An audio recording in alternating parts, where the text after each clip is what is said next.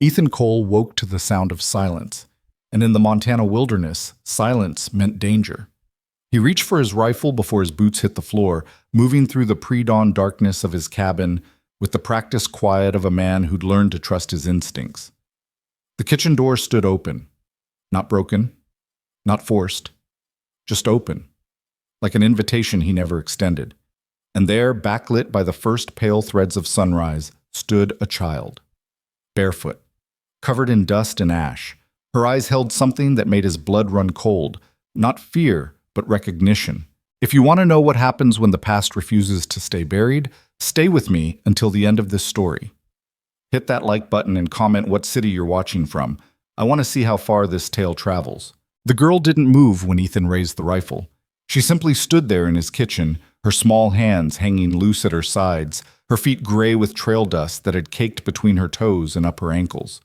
She couldn't have been more than 7 years old, maybe 8, wearing a dress that had once been blue but now carried the stains of hard travel, sweat, dirt, and something darker that might have been smoke or blood. Ethan's finger stayed off the trigger, but the Winchester remained steady. "How'd you get in here?" The door was unlocked. Her voice was quiet, steady in a way that children's voices shouldn't be. No tremor, no plea. It wasn't. Ethan kept his distance, his eyes scanning the open doorway behind her, the windows, the shadows that still clung to the corners of the room. "Who's with you?" "Nobody." She swayed slightly, caught herself. "Not anymore." He watched her for a long moment, reading the exhaustion in the way she held herself upright through sheer will, the hollow look of someone who'd pushed past the body's natural limits. Her face was smudged with ash, her dark hair tangled and littered with bits of sagebrush. But it was her eyes that held him, gray-blue, direct, and far too old for her years. "Where'd you come from?" "Walking." She lifted one foot slightly, as if the movement itself was answer enough. The sole was scraped raw, bleeding in places. 2 days, I think. Maybe more. Ethan lowered the rifle slowly, leaning it against the wall within reach. "You walked for 2 days? From where?" "South." She gestured vaguely behind her. "There was a fire. Mama didn't—" She stopped, her throat working. "I walked." The eastern sky was brightening now, throwing weak light across the kitchen floor. It caught the girl's face, illuminating the tracks where tears had cut through the ash on her cheeks. She'd been crying while she walked, Ethan realized. Crying and walking and somehow finding her way across open country to his door. "You got a name?" "Lila." She said it simply, then added, "Mama said to find you if anything went wrong." Something cold settled in Ethan's chest. "Your mama say my name?" "Ethan Cole?" The girl swayed again. "She said you'd be here. She said you'd Her eyes rolled back, and Ethan moved without thinking, catching her before she hit the floor. She weighed almost nothing. He carried her to the rough-hewn table and laid her down gently, her head on his folded coat. Up close, the ash on her face wasn't just from a campfire. It was thick, acrid, the kind that came from a structure fire. Her dress smelled of smoke and fear sweat. When he touched her forehead, her skin burned with fever. "Christ," he muttered, moving to the water barrel. He wet a cloth and brought it back, wiping carefully at her face. The girl's eyes fluttered but didn't open. Her breathing was shallow, rapid.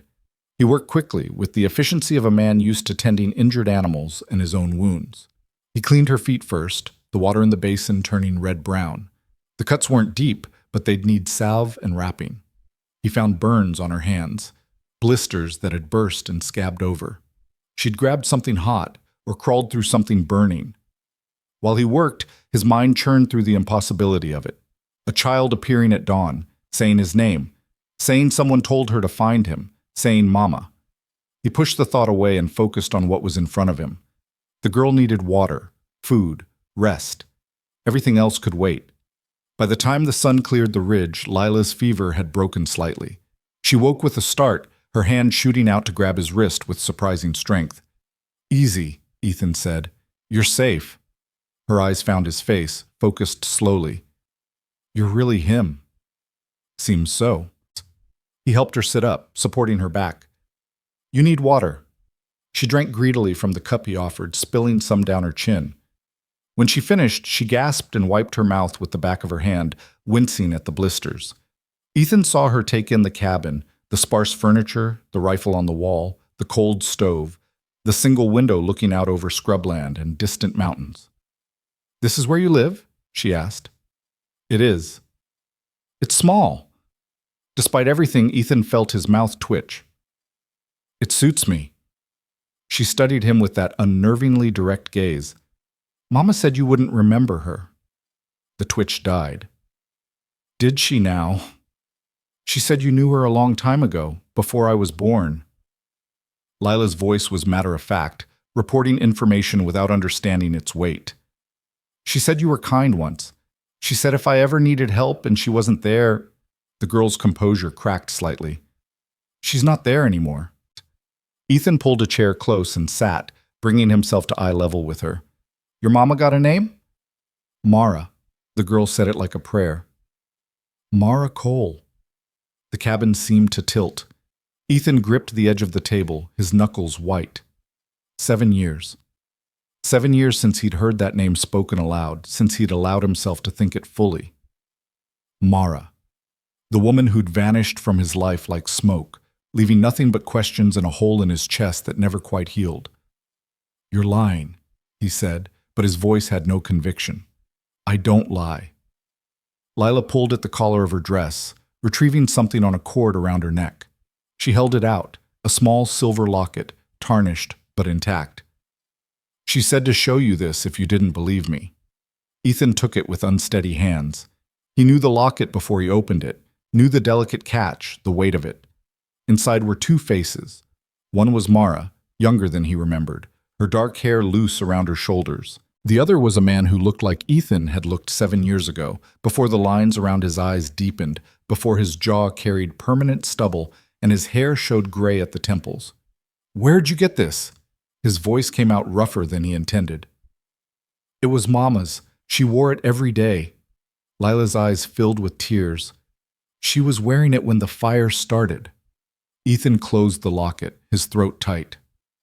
Tell me what happened. All of it. So she did. They'd been living in a small settlement 2 days south, Lila explained. Just a handful of buildings clustered around a trading post. Her mother worked there, keeping books and managing inventory. They had a small cabin behind the main building. Life was quiet, careful. Mara never talked about the past, never mentioned where they'd come from or who they'd left behind. 3 nights ago, Lila woke to shouting. Men's voices, angry and demanding. She heard her mother arguing with them, heard furniture breaking. Then the smell of smoke.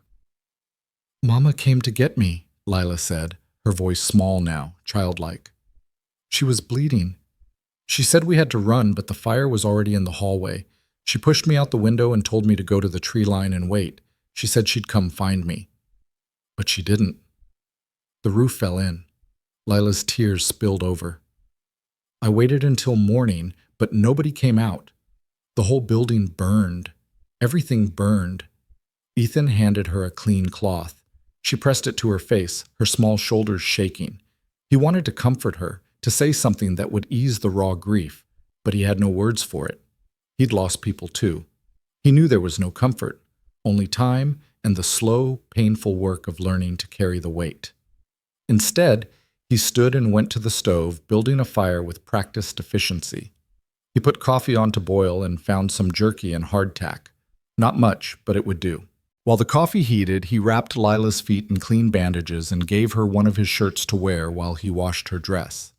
They ate in silence, the girl's appetite returning with each bite. She demolished the jerky and soaked the hardtack in water to soften it, eating with the single-minded focus of someone who hadn't had a proper meal in days. Ethan watched her, seeing echoes of Mara in the way she held herself, the shape of her face, the color of her eyes. When she finished, she looked up at him. You knew Mama before, didn't you? Really knew her. I did. She never talked about you, not until... Lila paused. Not until a few months ago. She started getting scared. She'd watched the door like she was waiting for someone. She made me practice running, hiding. She taught me how to find water, how to tell direction by the stars. She said if anything happened, I should find Ethan Cole in Montana. She said you lived alone in the foothills north of the Yellowstone Fork. She remembered all that, Ethan said quietly. She remembered everything about you. Lila pulled the locket back over her head, tucking it beneath the oversized shirt. She said you were the only person she ever trusted completely. She said, the girl hesitated. She said she was sorry. The words hit like a physical blow. Ethan stood abruptly, moving to the window. Outside, the morning sun painted the scrubland gold. Somewhere out there, Mara was dead. Burned in a fire that wasn't an accident, killed by men who'd come looking for something. And before she died, she'd pushed her daughter out a window and sent her north with his name on her lips. Why'd she leave? He asked without turning around. 7 years ago. She was here, and then she was gone. No note, no explanation, just gone. I don't know. Lila's voice was barely audible. She never said. Ethan pressed his forehead against the cool glass. He'd searched for her. For months, he'd ridden through every settlement in town within 100 miles, asking after a dark-haired woman with gray-blue eyes and a quick smile. No one had seen her. It was like she'd never existed at all. Eventually, he'd stopped looking, stopped hoping. He'd come out here to the middle of nowhere and built this cabin with his own hands, trying to bury the questions under hard work and silence. Now they'd come back to find him. Those men, he said, turning back to face Lila. The ones who came that night. You see their faces? She nodded slowly. There were 3 of them. One was big, with a scar across his nose. Another had red hair and fancy boots. The third one did all the talking. He had a mean voice. What did they want? I don't know. But Mama was scared of them, really scared. Lila's hands twisted in the fabric of the shirt. After they left, after the fire, I heard one of them say they'd found what they were looking for. Then they rode north. North, toward him. Ethan's jaw tightened. He moved to the wall where his gun belt hung and buckled it on, checking the revolver automatically. Then he pulled down the Winchester and began loading it with methodical precision. What are you doing? Lila asked. Making sure we're ready if those men come here. They won't. They got what they wanted. Maybe? Ethan finished loading the rifle and set it by the door. But your mama sent you to me for a reason. She thought I could keep you safe. That means she thought you might need keeping safe from something. He looked at the girl, this small, exhausted stranger who carried his past in a locket around her neck. She was watching him with those 2 old eyes, waiting to see what he'd do. 7 years ago, Mara had trusted him with her life. Now, from beyond the grave, she was trusting him with her daughters. Their daughters. The thought came unbidden, impossible to ignore now that it had formed. He looked at Lila, really looked at her. The shape of her face, the set of her jaw, the way she held herself with quiet determination, even in the face of exhaustion and grief. He saw Mara in her, yes, but he saw something else too. Something familiar in a way that made his chest tighten. How old are you? He asked. 7. Almost 8. 8 years since Mara left. 7 years, 9 months, give or take. The math was simple, brutal. Lila, he said carefully, your mama ever tell you anything about your father? She shook her head. She said he was gone. She said it was just us. Ethan crossed the room and knelt in front of her, his hands resting on his knees. Up close, he could see it clearly now, the gray in her eyes that came from him, the stubborn set of her mouth, the way her ears stuck out just slightly. Details he'd missed in the shock and urgency of the morning. That dress you're wearing, he said. The blue one. Where'd your mama get it? I don't know. She said it was special. She said she'd had it for a long time and was saving it for when I was old enough to wear it. Ethan closed his eyes. He remembered buying that dress. Remembered picking it out at a trading post, thinking how the blue would match Mara's eyes, how pleased she'd be. He'd given it to her on a warm summer evening, and she'd laughed and kissed him and promised to save it for something special. She'd saved it for their daughter. When he opened his eyes, Lila was watching him with that direct, unsettling gaze. You look sad, she said. I am sad. He reached out slowly and touched her hair, smoothing it back from her face. The gesture felt foreign, unfamiliar. He'd never touched a child with tenderness before. "I'm sad about your mama, and I'm sad about a lot of other things too." "Like what?" "Like all the time I missed." He let his hand fall. "All the time I didn't know you existed." Understanding dawned slowly in Lila's eyes. She looked at him, really looked at him, and something shifted in her expression. Recognition, not of his face, but of what he was telling her without saying it directly. "Oh," she whispered. "Yeah," Ethan said. "Oh." They sat in silence while the truth settled between them. Outside, a hawk cried, its voice sharp and lonely in the morning air. The coffee had gone cold on the stove. Somewhere south, Mara's body lay in the ruins of a burned building, her secrets dying with her. Finally, Lila spoke. "Are you my father?" "I think so." Ethan's voice was rough. "I think maybe your mama knew that when she sent you here. I think that's why she told you to find me." "Why didn't she tell you before? Why didn't she tell me?" "I don't know, girl. I wish I did." Lila's face crumpled. Fresh tears spilled down her cheeks, and this time when she cried, it wasn't the silent, controlled grief of someone trying to be strong. It was the raw, broken sound of a child who'd lost everything and didn't know how to carry it. Ethan pulled her into his arms awkwardly, holding her while she sobbed against his chest.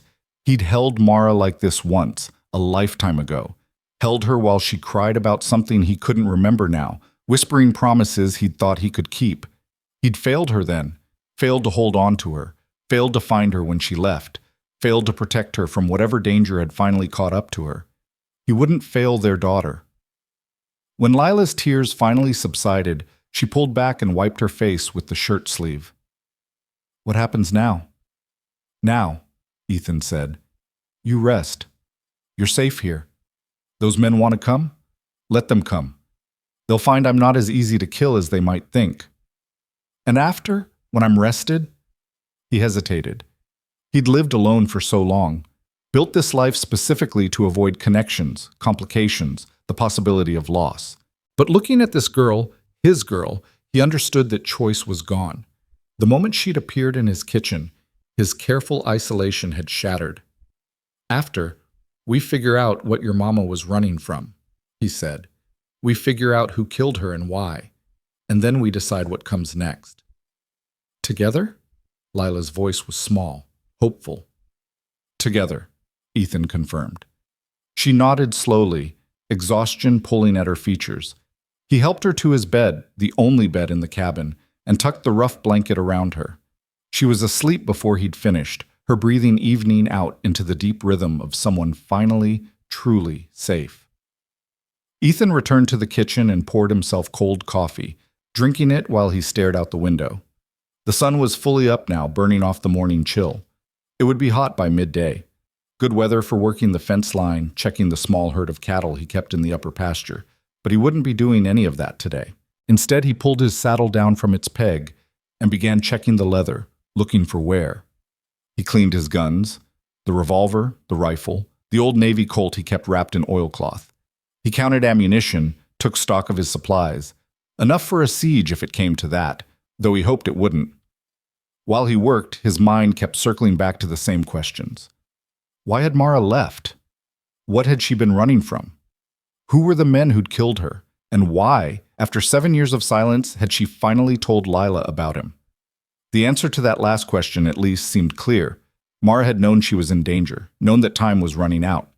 So she'd done the only thing she could, prepared their daughter to survive without her, and sent her to the one person Mara still trusted. The thought should have brought some comfort. Instead, it only deepened the ache in Ethan's chest. 7 years. 7 years of not knowing he had a daughter. 7 years of Mara raising Lila alone, teaching her to read the stars and run from danger, preparing her for the moment when she'd have to walk through fire and ash to find safety. 7 years of questions Ethan would never get to ask, because the woman who held all the answers was dead.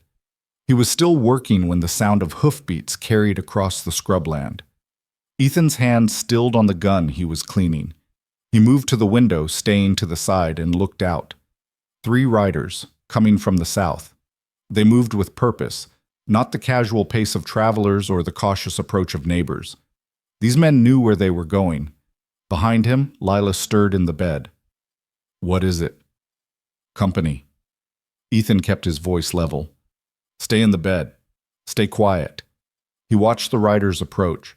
The lead man was big, barrel-chested, sitting his horse like he owned the ground beneath its hooves. Even from a distance, Ethan could see the scar that ran across his nose. Behind him rode 2 others, one with hair that caught red in the sunlight, the other lean and dark, moving with the economy of someone who'd spent a lifetime in the saddle. They pulled up 20 yards from the cabin, close enough to talk, but not close enough to be an immediate threat. The big man dismounted, his hand resting casually on his gun belt. "Ethan Cole?" he called out. Ethan opened the door and stepped out, leaving it cracked behind him. His own hand hung loose at his side, inches from his revolver. "Who's asking?" "Name's Rake. These are my associates." The big man gestured to the others, who remained mounted. "We're looking for someone. Thought you might have seen her." "I don't get many visitors out here." "That's so." Rake's smile didn't reach his eyes. "See, the thing is, we tracked a little girl heading this direction. Girl who should have died in a fire 3 nights ago. But she didn't die. She ran, and her trail leads right here to your door." Ethan's expression didn't change. "Don't know anything about that." "You calling me a liar?" "I'm saying I live alone. Always have. If there was a girl, she didn't make it this far." Rake took a step closer. Behind him, the red-haired man dismounted, his hand moving to his gun. The 3rd rider stayed in the saddle but shifted his weight, readying himself. "Here's the thing, Cole," Rake said conversationally. "That girl's mother owed us. She had something that belonged to our employer, something valuable. The mother's dead now, so the debt passes to the daughter. We just want what's ours. Then we'll be on our way. And if I told you I don't have anything of yours, then I'd say you're lying." Rake's hand moved to his gun. "And I'd say we're going to search this cabin, whether you like it or not." Ethan's jaw tightened. Behind him, through the cracked door, he heard the faint creak of the bed frame. Lila was awake, listening. He needed to end this quickly before she did something foolish like trying to run or hide. "You can try," he said quietly. "But you'll be dead before you reach the door." Rake laughed. "There's 3 of us and 1 of you, old man. You like those odds?" "Better than yours." The redhead drew first, a stupid, impulsive mistake born of impatience. Ethan's hand moved on instinct, muscle memory from 100 fights and 1,000 hours of practice. His Colt cleared leather and fired in one smooth motion, the shot catching the redhead in the chest. The man dropped without a sound. Rake drew at the same time, but Ethan was already moving, stepping sideways as the big man's shot tore through the space where he'd been standing. Ethan fired twice, once into Rake's gun hand, making him drop his weapon, once into his knee, bringing him down. The 3rd rider had his gun out, but Ethan had the Winchester now, pulled from just inside the door. He levered a round into the chamber, the sound sharp and final in the sudden quiet. "You want to try your luck?" Ethan asked. The man looked at his fallen companions, the redhead dead, Rake writhing on the ground, clutching his leg, and made his choice. He holstered his gun slowly and raised his hands. "Smart," Ethan said. "Now get down off that horse, slow." The man complied, moving with exaggerated care. Ethan kept the rifle trained on him while he backed toward Rake, kicking the big man's gun away. Rake was cursing steadily, his hand and knee both bleeding freely. "You broke my kneecap," he gasped. "You son of a—" "Shut up." Ethan shifted the rifle slightly.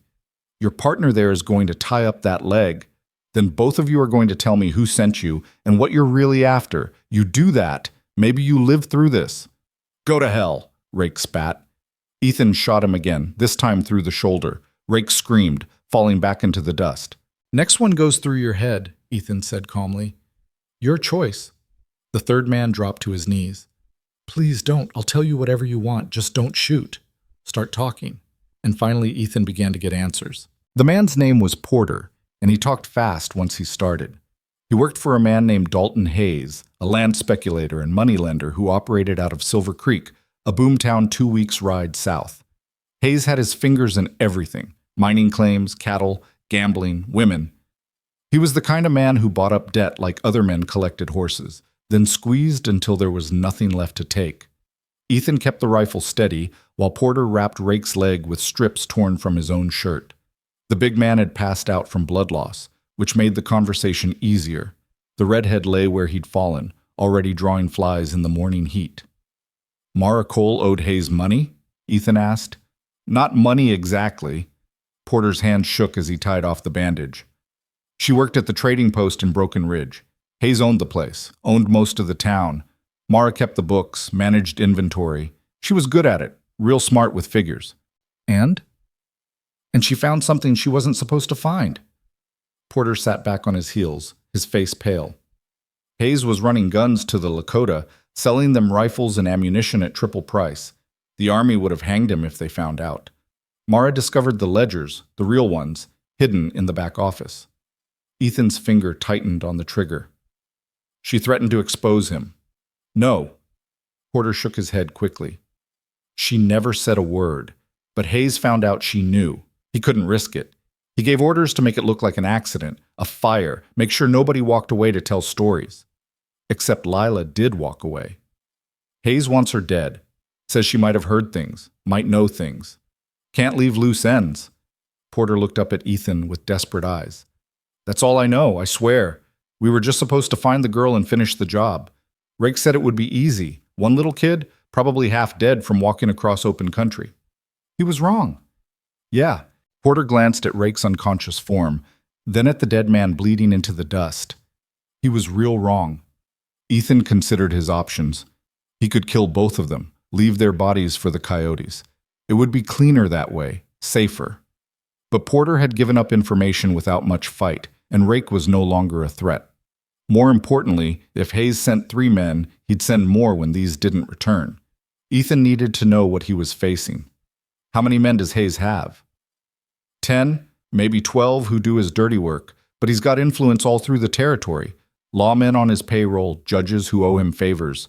You can't fight him, Cole. Nobody fights Dalton Hayes and wins. I'm not nobody. Ethan lowered the rifle slightly. Here's what's going to happen. You're going to load your friend onto his horse and ride back to Silver Creek. You're going to tell Hayes the girl died in the fire like he thought. You're going to tell him the trail went cold. He won't believe me. Make him believe you, because if I see you or any of Hayes's men near my land again, I'll kill every last one of you, and then I'll ride to Silver Creek and put a bullet through Hayes himself. You understand? Porter nodded quickly. Yes, sir. I understand. Good. Now get moving. It took Porter 20 minutes to get Rake onto his horse and tie him in place. The big man groaned, but didn't wake. Ethan watched from the cabin door while Porter mounted up and led both horses away, leaving the redhead's body and horse behind.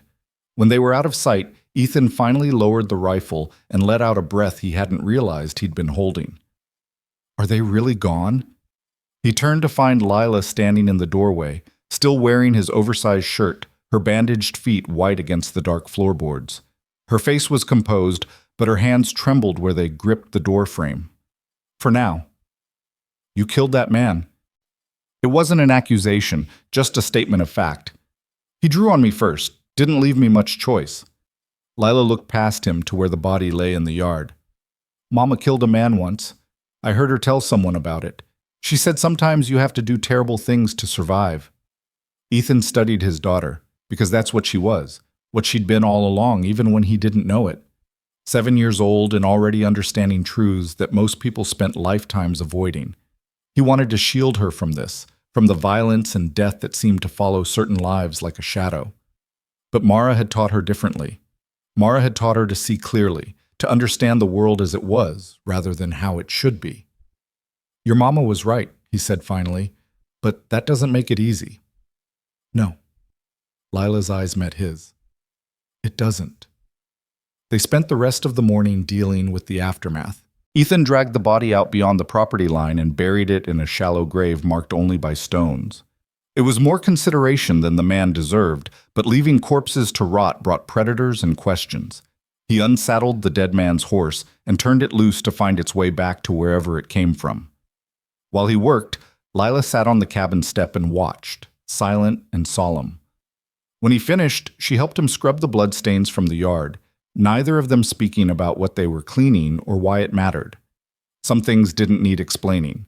By the time the sun reached its peak, they were both exhausted. Ethan made more coffee and found some beans to heat up. They ate sitting at the table, the same table where Lila had first collapsed just hours ago, though it felt like days had passed. "That man said Hayes wants me dead," Lila said, breaking the silence. "Because Mama knew about the guns. That's what he said. So we have to run, like Mama did." Ethan set down his cup carefully. "Is that what you want to do? Run?" Lila thought about it, her young face serious. Mama ran for 7 years. She was always scared, always looking over her shoulder. She taught me to be ready to leave in 5 minutes, to never get attached to places or things or people. Her voice caught. Except I got attached to her. And now she's gone. "I'm sorry, girl." "Don't be sorry." Lila looked at him with those steady gray-blue eyes. "Be different. Be someone who doesn't run." The words hung in the air between them, a challenge and a plea. Ethan thought about the life he'd built here, the cabin, the land, the careful isolation he'd maintained. He'd run too, in his own way. Run from the questions about Mara, from the possibility of connection, from anything that might hurt him the way her disappearance had hurt. He'd built walls out of distance and silence and called it safety.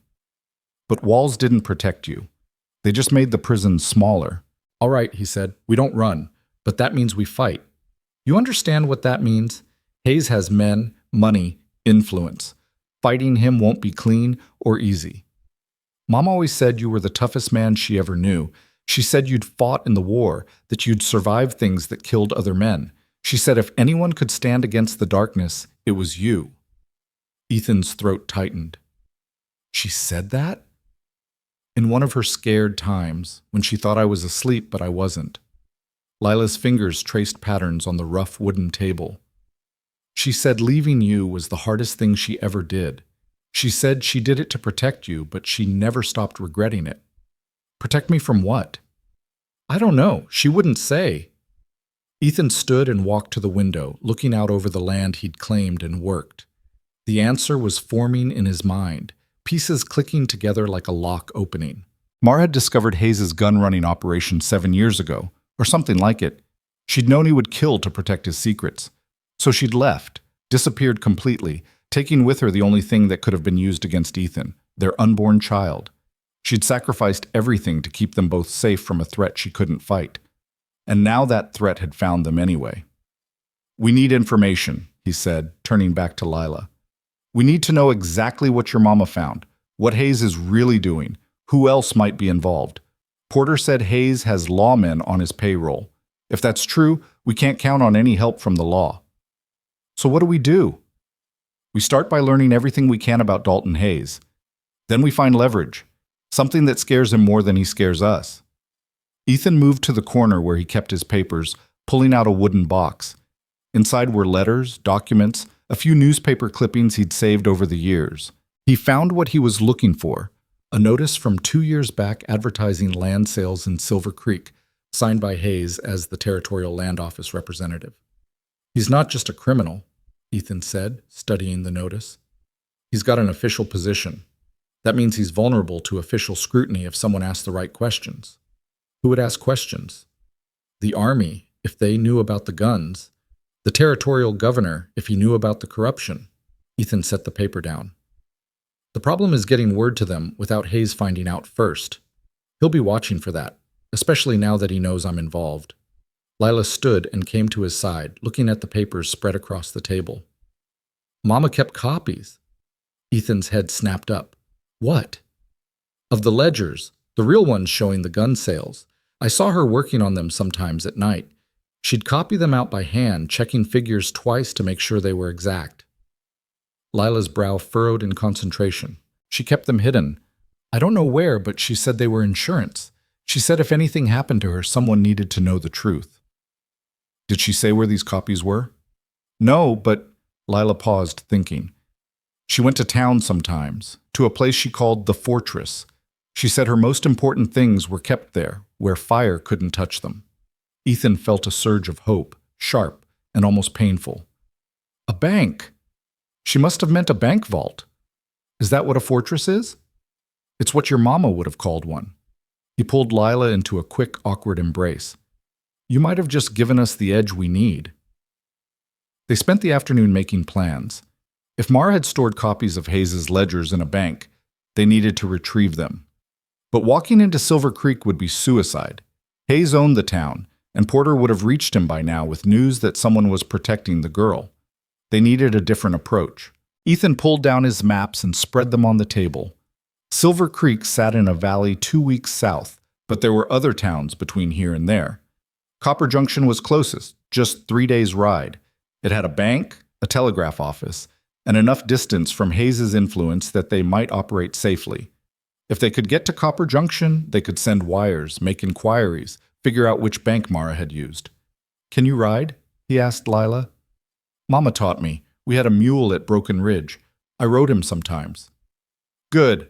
We'll leave at first light. Take only what we can carry. This cabin stood for 3 years. It'll either be here when we get back or it won't. Either way, we can't stay here. Because more men will come. Yes. Ethan began sorting through his supplies, setting aside what they'd need for the journey. Hayes won't stop with 3. He'll send more, better men. We need to be gone before they arrive. They worked through the afternoon and into the evening, packing provisions, checking equipment, preparing for a departure that felt both necessary and like a retreat. Ethan told himself it was strategic, the smart choice, but part of him recognized it for what it was, the same pattern Mara had followed 7 years ago. Threat emerges. Run. Survive. Repeat. Except this time, they weren't just running. They were running toward something, toward evidence that could bring Hayes down, toward justice for Mara and all the others Hayes had likely destroyed over the years, toward a reckoning. As twilight settled over the scrubland, Ethan found Lila sitting outside the cabin, looking south toward the mountains that hid Broken Ridge beyond their peaks. She'd washed her face and hands, and someone, Ethan guessed it had been Lila herself, had attempted to comb the tangles from her hair. She looked small and impossibly young in the fading light. You thinking about your mama? He asked, settling beside her on the step. Thinking about the last time I saw her. Lila's voice was soft. She pushed me out the window and told me to run. She said she loved me and she was proud of me. Then the roof fell and I never saw her again. She saved you. That's what mothers do. Did your mama save you? The question caught Ethan off guard. He thought about his own mother, dead these 20 years, worn down by hardship and disappointment. Had she saved him? She'd fed him, clothed him, taught him to read despite having little education herself. She died when he was 15, leaving him alone with a father who drank and a future that looked like nothing but hard labor and early death. She tried, he said finally. She did her best with what she had, same as your mama did. Lila leaned against him slightly, a small gesture of trust that made Ethan's chest tight. They sat in silence while the stars emerged overhead, the same stars Mara had taught Lila to navigate by. Somewhere under these stars, Dalton Hayes was planning his next move. Somewhere, men were saddling horses and loading guns, preparing to finish what Rake and his companions had started. But here, on this step, was a moment of peace. A father and daughter, newly found, watching the day end together. Tell me about the war, Lila said suddenly. Mama said you fought in it. Not much to tell. I was young and stupid. Thought I was going to be a hero. Were you? No, I was just another man trying not to die. Ethan stared out at the darkening landscape. I learned to shoot straight and move quiet. Learned that most fights are over before they start if you see them coming. Learned that surviving is sometimes the hardest thing you can do. Is that why you live alone? Because you survived when others didn't? The question was too perceptive for a 7-year-old. But then, Lila had been raised by a woman running for her life. She'd learned to read people, to understand the weight behind words, to see what wasn't being said. Partly, Ethan admitted. After the war, I couldn't seem to fit anywhere. Cities felt too loud, people felt too close. I came west looking for space, found it here. And Mama? Met her in Silver Creek, actually. 5 years after the war. She was working at a hotel, serving meals. I was passing through, or thought I was. He smiled slightly at the memory. She had this way of looking at people, like she could see right through you. First time she looked at me like that, I knew I was in trouble. Good trouble? The best kind. We spent 6 months together. She never talked much about her past, and I didn't press. Everyone's got things they'd rather forget. I figured we were both starting fresh. He paused. Then one morning I woke up, and she was gone. No note, no explanation, just gone. That's when you came here. That's when I built this cabin. Thought if I made myself hard to find, maybe I'd stop hurting. Ethan looked down at Lila. Didn't work. You can't outrun pain. It follows you wherever you go.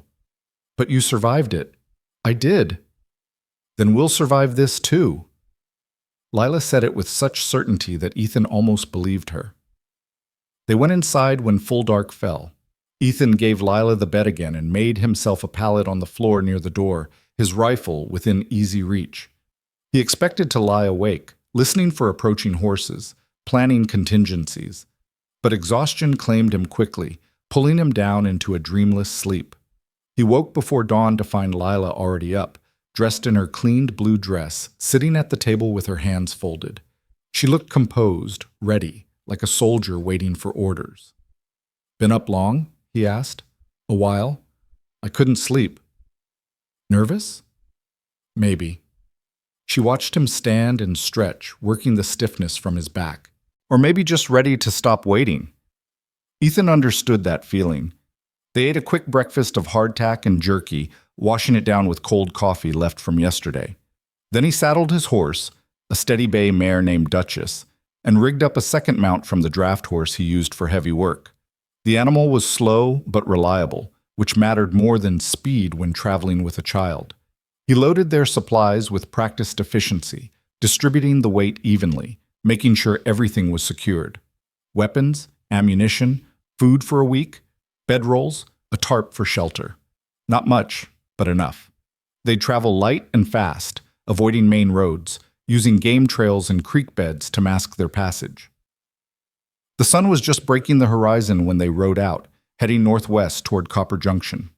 Ethan set a moderate pace, mindful of Lila's inexperience and the draft horse's limitations.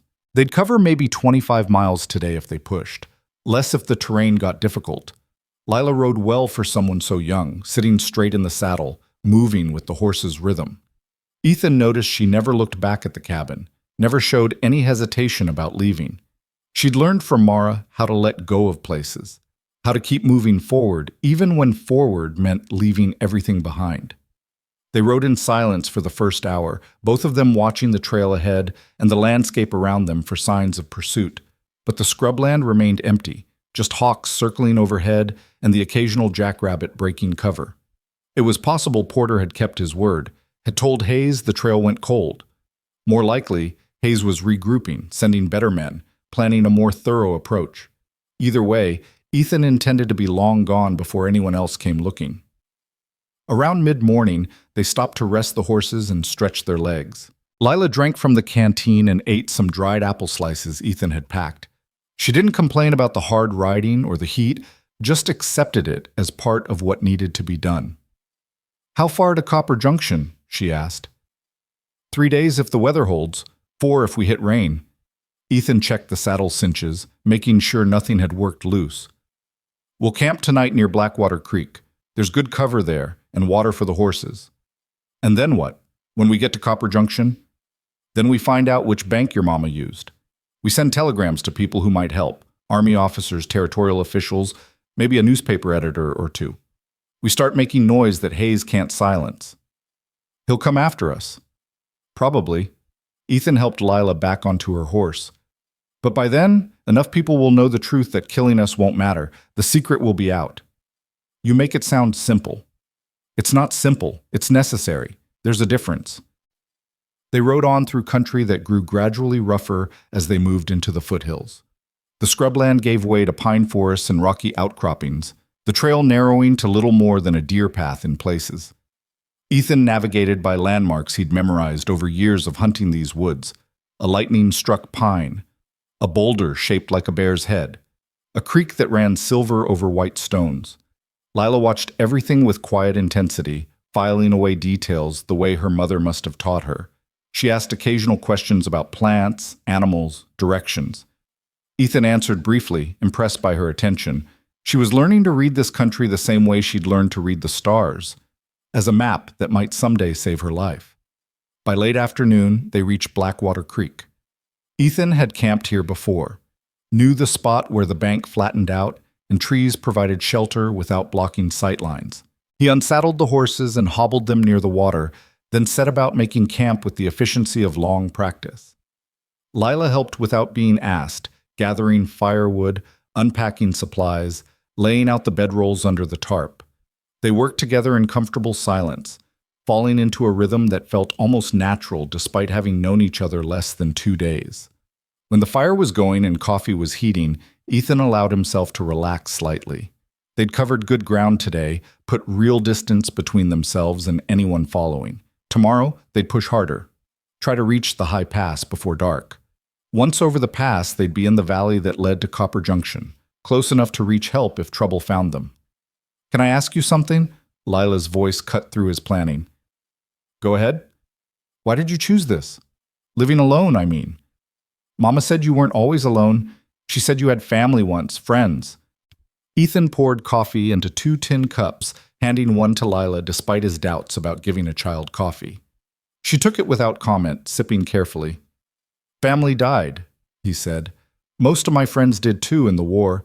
The ones who survived went different directions. After a while, alone felt easier than trying to explain myself to people who hadn't seen what I'd seen."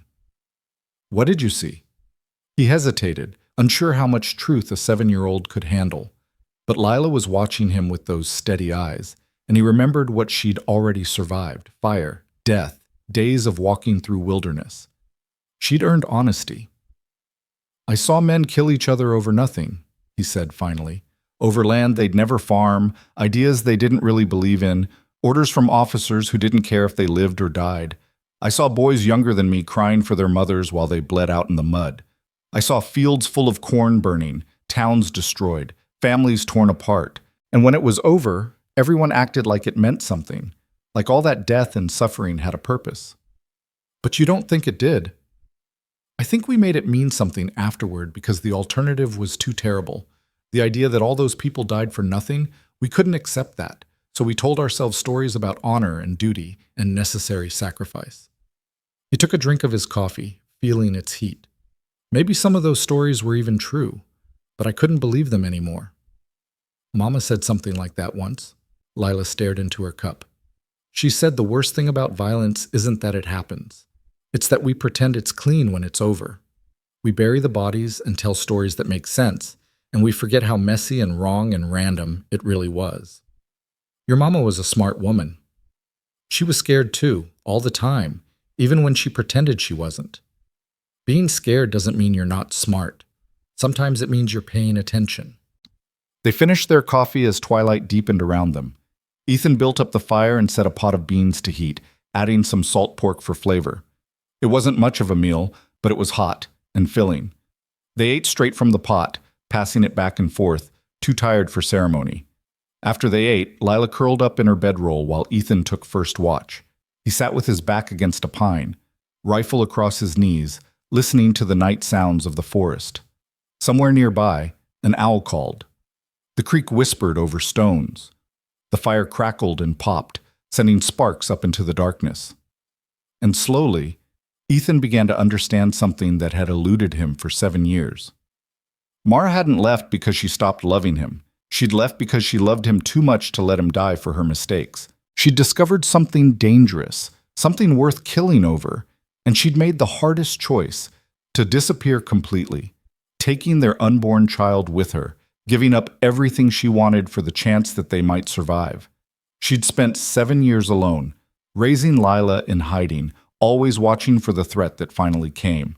And when it did, when the fire started and the roof came down, her last act had been to send their daughter north with his name, with trust that, despite everything, he'd do what she couldn't: keep Lila safe. Ethan wiped his eyes roughly. In the bedroll, Lila slept, her breathing deep and even. She looked peaceful, younger in sleep, just a child despite the adult understanding in her waking eyes. His daughter. His responsibility now. His chance to do right by the woman he'd loved and lost.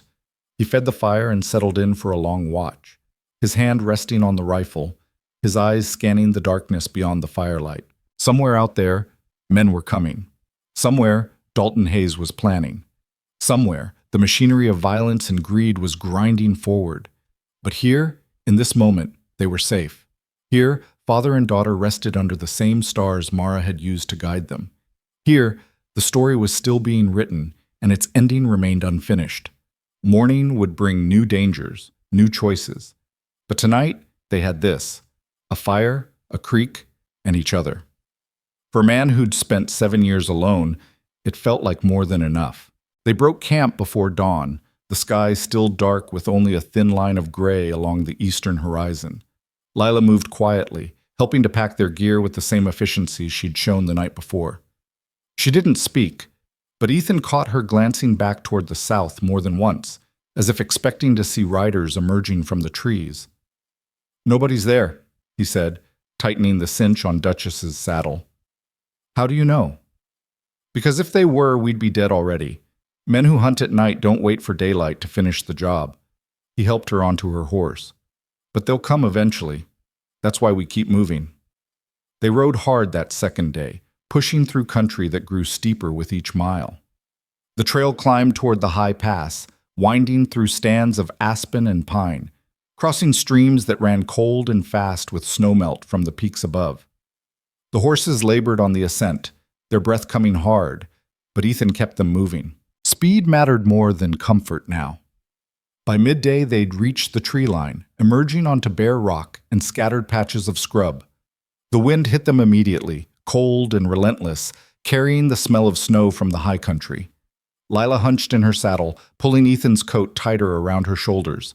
He'd given it to her that morning over her protests, keeping only his vest against the chill. "How much farther?" she called over the wind. "Pass is another 2 hours, then it's downhill to the valley." He pointed to a notch between two peaks. "See that gap? That's where we're headed." Lila squinted against the glare of sunlight on stone. "Looks far." "It is, but it's the only way through without backtracking 3 days." They pressed on, the horses picking their way across loose scree and patches of old snow. Ethan rode ahead, testing the footing, making sure the path was solid before allowing Lila to follow. Once the draft horse stumbled, nearly going down on the ice, but Lila held her seat and the animal recovered. She didn't cry out, didn't panic, just tightened her grip on the reins and kept riding. The pass itself was a narrow defile between two towering walls of granite, barely wide enough for the horses to move single file. Wind howled through the gap with enough force to make Ethan lean forward in his saddle. He'd crossed this pass twice before, but never liked it. Too many places for an ambush, too few options if something went wrong. But it shaved days off the journey, and days mattered when men with guns were hunting you. They were halfway through when Ethan saw the smoke. It rose thin and gray from somewhere ahead, just visible above the far side of the pass. Not a forest fire. Too controlled, too small. A campfire, maybe. Or a signal. He reined in and raised his hand, stopping Lila behind him. She saw the smoke immediately and understood without being told. They sat motionless on their horses, watching, listening. The wind carried no sounds except its own howling through the rocks. "Could be travelers," Ethan said quietly. "Could be them." "Could be?" He dismounted and handed his reins to Lila. "Stay here.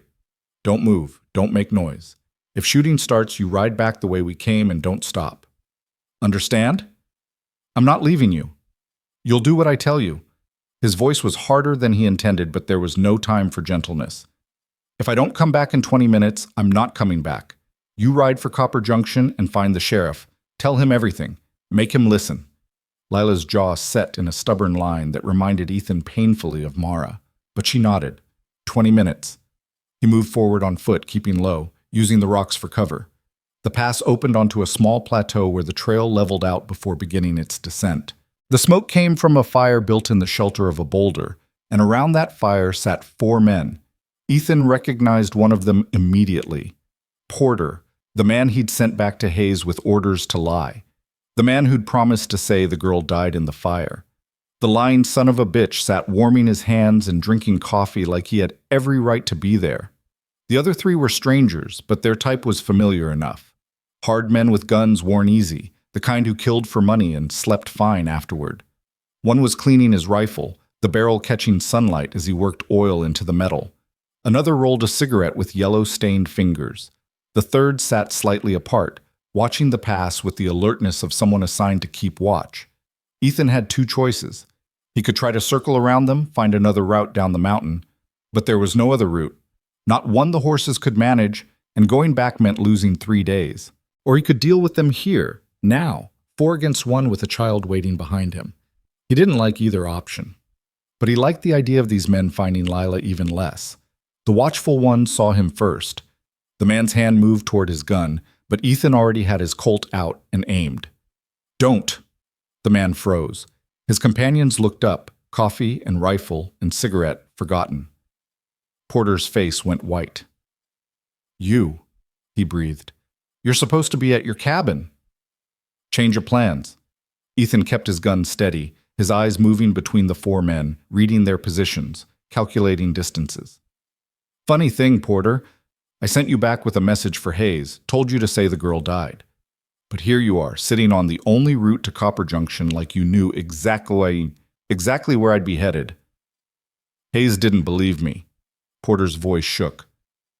"He said if the girl was alive, you'd run. Said you'd head for the nearest town with a telegraph. He sent us to every pass, every trail. We've been waiting 3 days. And now you found me. Now we've found you." The man with the rifle stood slowly, his weapon hanging loose in his hand. He was tall, lean, with a scar running from his temple to his jaw. "Name's Cutter. Hayes is paying good money for that girl. You can hand her over peaceful, or we can take her off your corpse. Don't matter much to me which." "There's 4 of us," the cigarette roller added. He was younger, maybe 25, with cruel eyes and a quick smile. "One of you, odds ain't good." Ethan studied them, reading their confidence, their certainty. They thought this was already over, thought the numbers told the whole story. Men always made that mistake. "Tell you what," Ethan said. "You boys mount up and ride out of here. I won't kill you. That's my one offer." Cutter laughed. "You hear that? He's offering to let us go." "I'm serious." Ethan's voice was flat, empty of emotion. "Ride now or stay and die. Your choice." The watchful one went for his gun first, fast, but not fast enough. Ethan shot him through the chest, the Colt's report echoing off the rocks like thunder. The man fell backward, already dead. Then everything happened at once. Cutter brought his rifle up, but Ethan was moving, diving behind the boulder. The rifle shot tore chunks from the stone where he'd been standing. The cigarette roller drew and fired wild, his bullet ricocheting into empty air.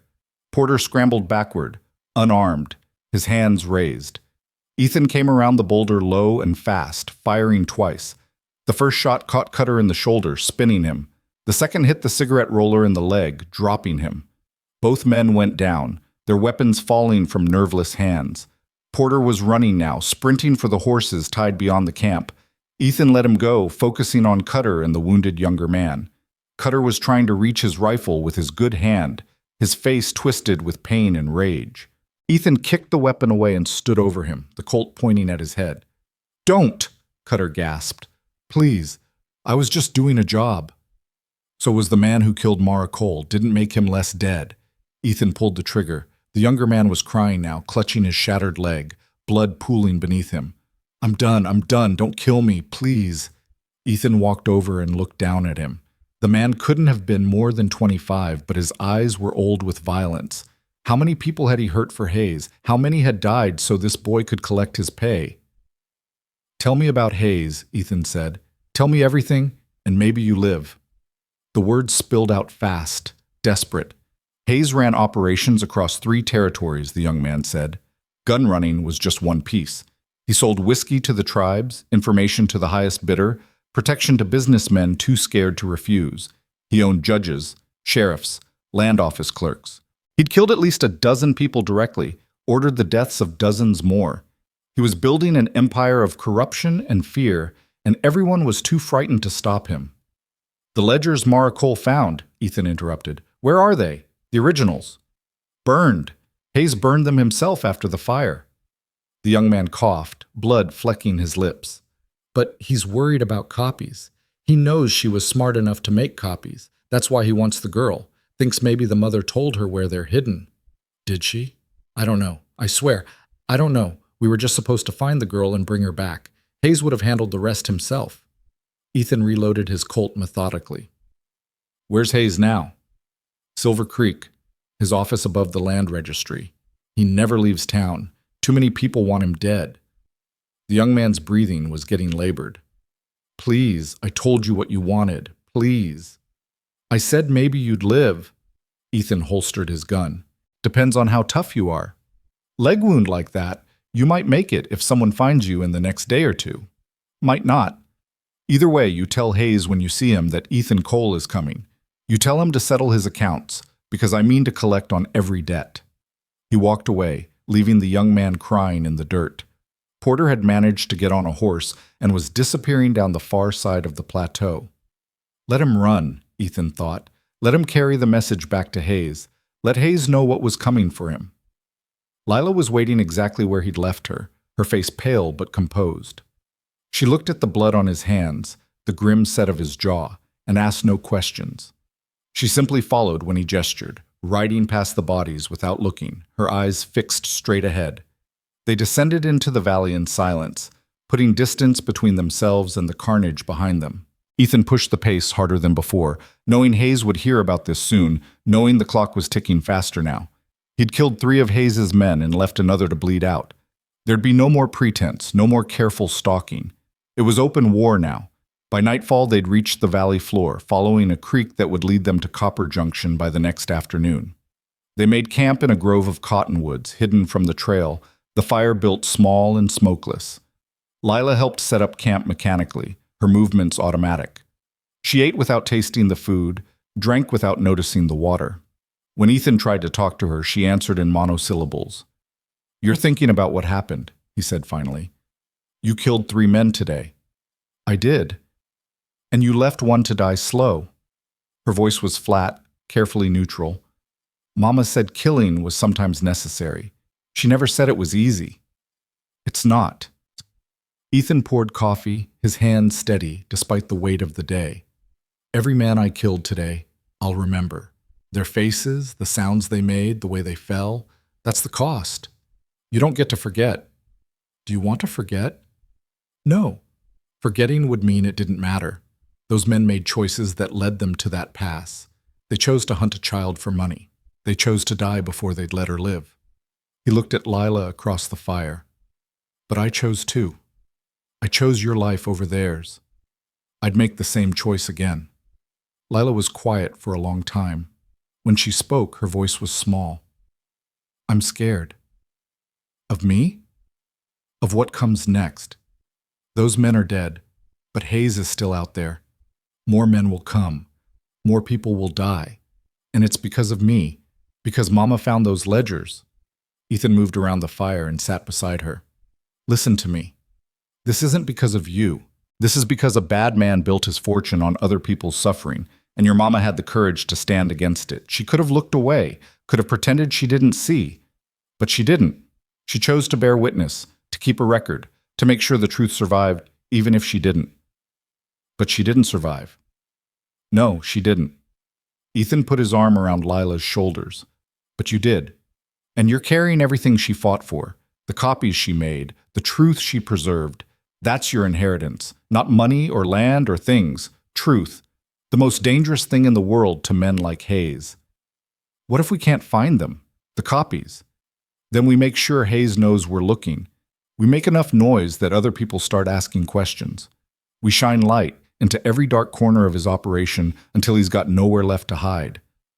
Ethan tightened his hold. Your mama started this fight. We're going to finish it. Lila leaned against him, and for the first time since they'd left the pass, she cried. Not the controlled tears of someone trying to stay strong, but the desperate, wrenching sobs of a child who'd lost everything and didn't know how to bear it. Ethan held her while she cried, saying nothing, just being there. It was all he could offer, and it felt impossibly inadequate. When her tears finally subsided, Lila pulled back and wiped her face. I'm sorry. Don't be. You're allowed to cry. Mama said crying was weak. Your mama was wrong about that. Ethan handed her a handkerchief. Crying means you're human, means you still feel things. The day you stop feeling is the day you need to worry. They sat together while the fire burned low, neither of them ready for sleep. Overhead, stars emerged in the clear mountain air, the same constellations Mara had taught Lila to navigate by. Ethan wondered if Mara was watching somehow, if some part of her persisted beyond death to see what her sacrifice had accomplished. He didn't believe in such things. Hadn't since the war showed him how cheap life really was. But part of him wanted to believe it anyway, wanted to think Mara knew their daughter was safe. Tell me about Copper Junction, Lila said, breaking the silence. Mining town. Maybe 2,000 people on a good day. Bank, telegraph, stores, saloons. Law's decent enough. Sheriff's name is Coleman. I met him once, years back.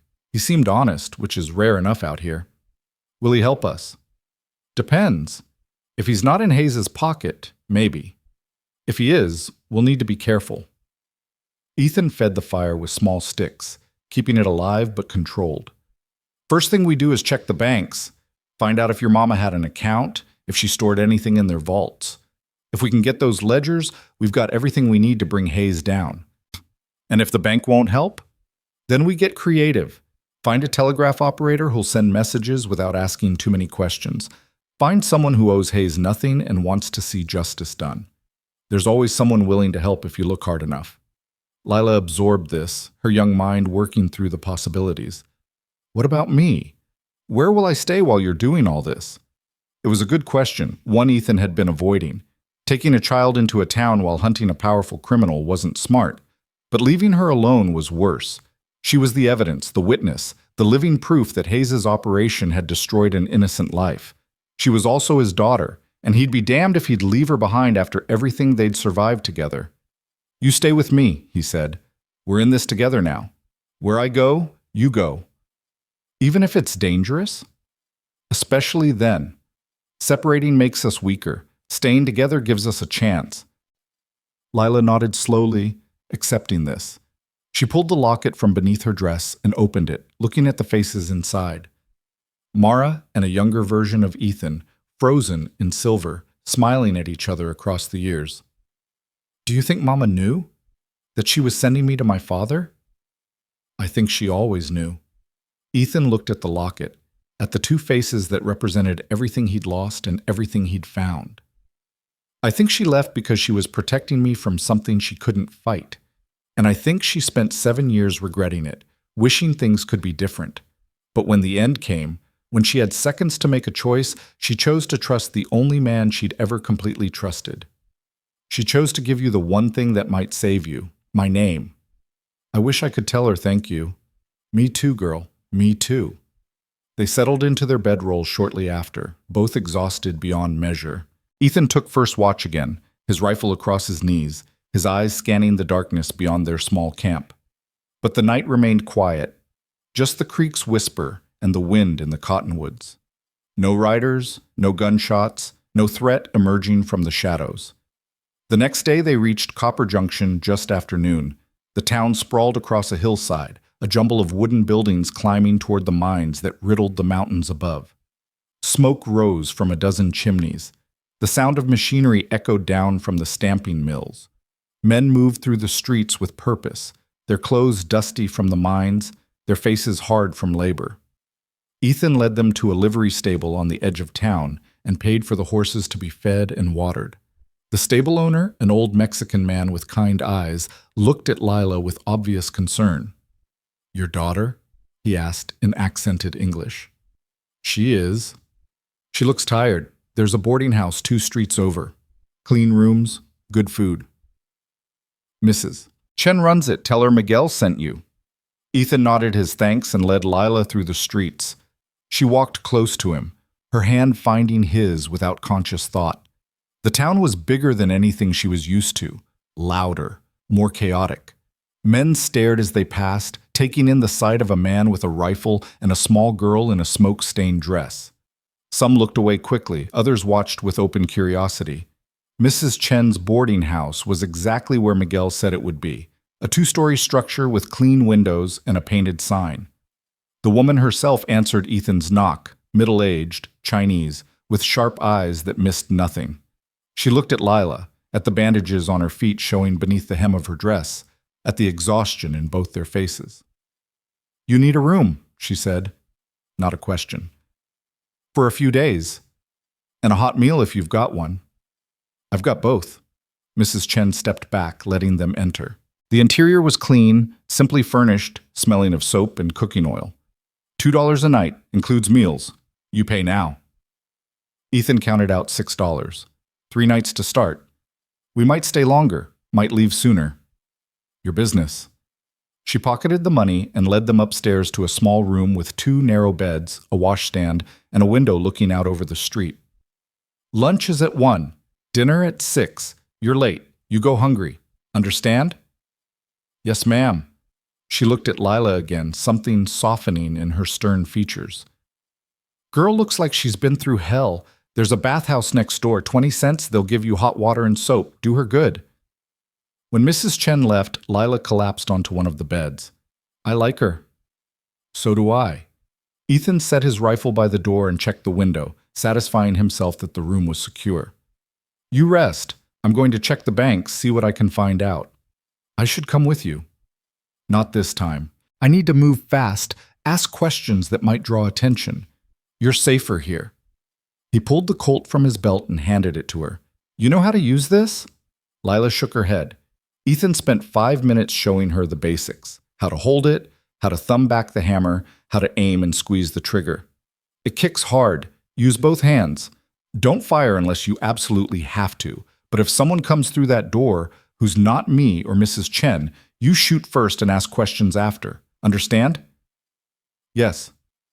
Lila took the gun with trembling hands, feeling its weight. "I'll be back in 2 hours. If I'm not, you go to the sheriff. Tell him everything." Ethan touched her hair gently. "You've been brave this far. Just a little more."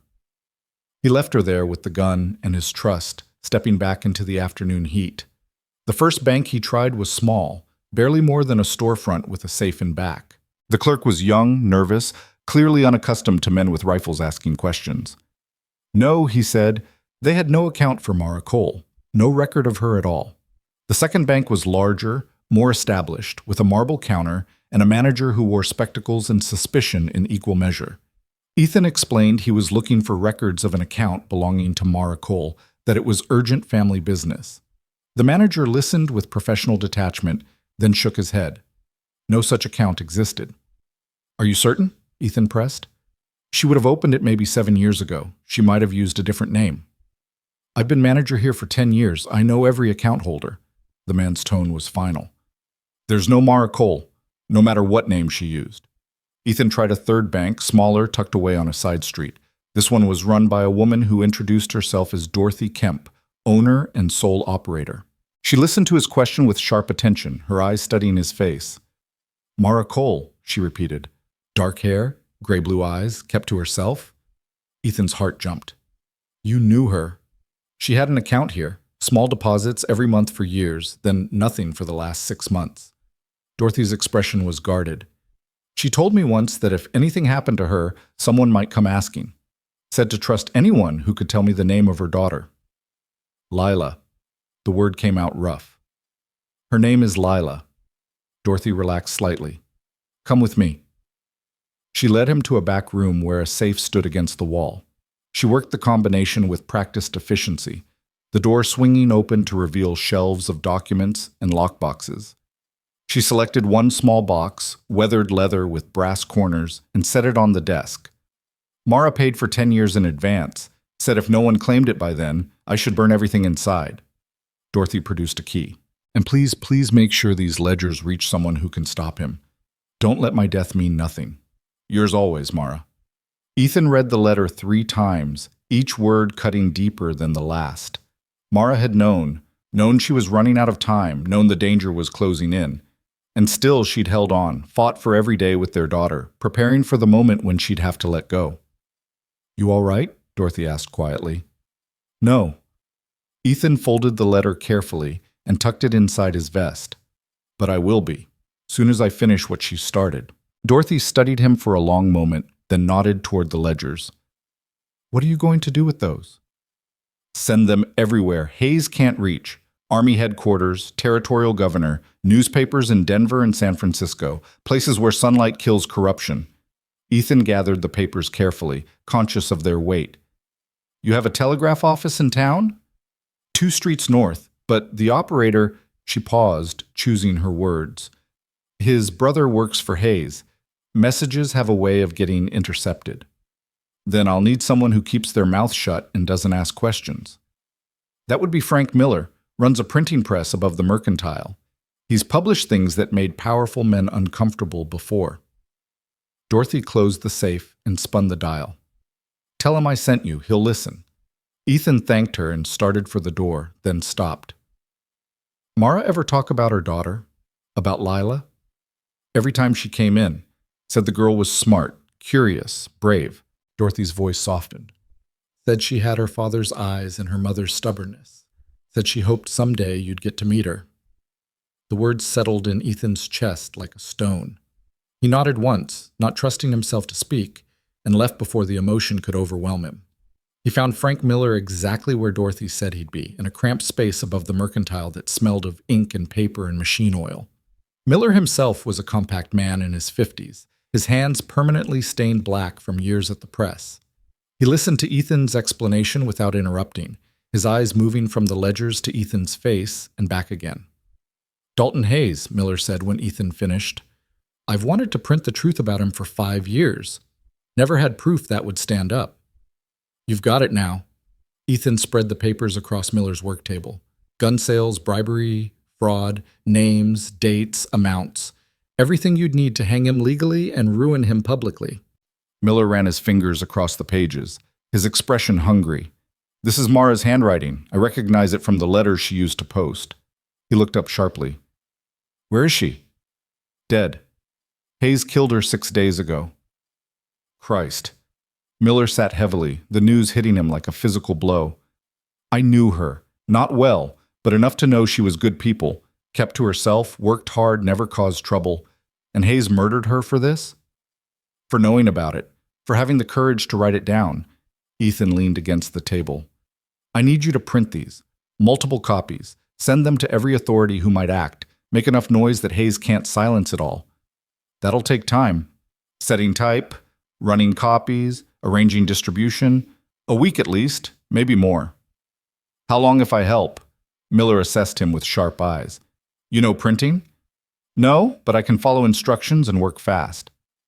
3 days then, maybe 4. Miller stood and began clearing space. But Hayes will hear about this the moment we start. Men like him have eyes everywhere. We run these papers. We become targets. We're already targets. Ethan gathered the ledgers back into the leather box. Question is whether we die trying to stop him or die running from him. I'm done running. Fair enough. Miller offered his hand. We start tonight. Soon as the streets quiet down and curious eyes go home. Ethan shook his hand and left, the box tucked under his arm. The sun was lowering toward the mountains now, painting the town in shades of gold and shadow. He'd been gone nearly 3 hours. Lila would be worried. He found her exactly where he'd left her, sitting on the bed with the Colt in her lap, her face pale but determined. When she saw him, relief flooded her features. You were gone so long. I know. I'm sorry. He set the box on the table and sat beside her. But I found them. Your mama's copies. Everything we need. Lila touched the box reverently. Can I see? Ethan opened it and showed her the papers, explaining what they contained. She studied them with the same serious attention she gave everything, her small fingers tracing her mother's handwriting. When she reached Mara's letter, she read it silently, tears tracking down her cheeks. She knew she was going to die, Lila whispered. She knew the risk.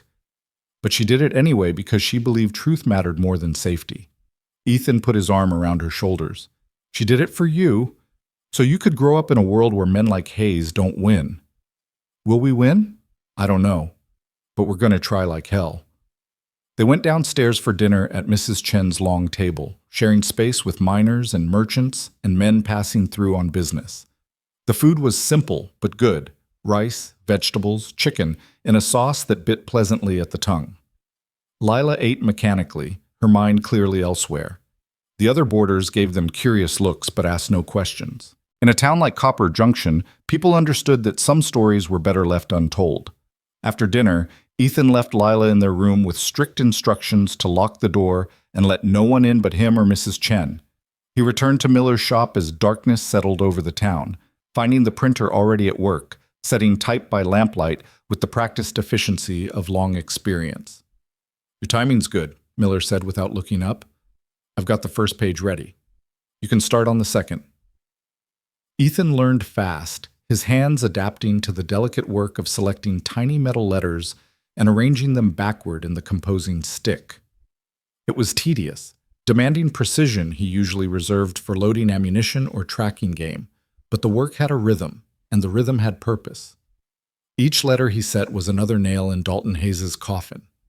They worked through the night, stopping only to rest their eyes and drink coffee so strong it tasted like punishment. Miller proved to be good company despite the grim nature of their task, telling stories about his years as a printer in Chicago before some unnamed trouble brought him west. Ethan shared little about himself, but Miller seemed to understand that silence. Some men carried their pasts like burdens. Others carried them like weapons. The difference was in how you chose to use them. By dawn, they'd finished setting type for the first complete copy. Miller ran a proof, and they checked it carefully, correcting errors, adjusting spacing. When they were satisfied, Miller fired up the press. The machine clanked and groaned, but it worked, stamping black ink onto white paper with mechanical precision. Page after page emerged, each one a perfect reproduction of Mara's careful documentation. "Beautiful," Miller said, examining the finished sheets. "Like watching justice get printed one page at a time." They ran 50 copies before Miller called a halt. "That's enough for now. We rest a few hours, then start on the next batch. Try to do too much at once. We'll make mistakes." Ethan returned to the boarding house as the town was waking, miners heading to their shifts, shopkeepers opening their doors. Mrs. Chen was already up, preparing breakfast. She took one look at Ethan's ink-stained hands and tired eyes and jerked her head toward the stairs. "Your daughter's been asking for you every hour. Go. I'll send food up." Lila was awake when he entered, sitting by the window, watching the street below. She turned at the sound of the door, her face brightening. "You're back." "Told you I would be." Ethan collapsed onto his bed, every muscle aching. "We got the first batch printed. Miller's good at his work." "What happens when Hayes finds out?" "He probably already knows. Someone saw me at the bank, someone else saw me at Miller's. In a town this size, secrets don't keep long."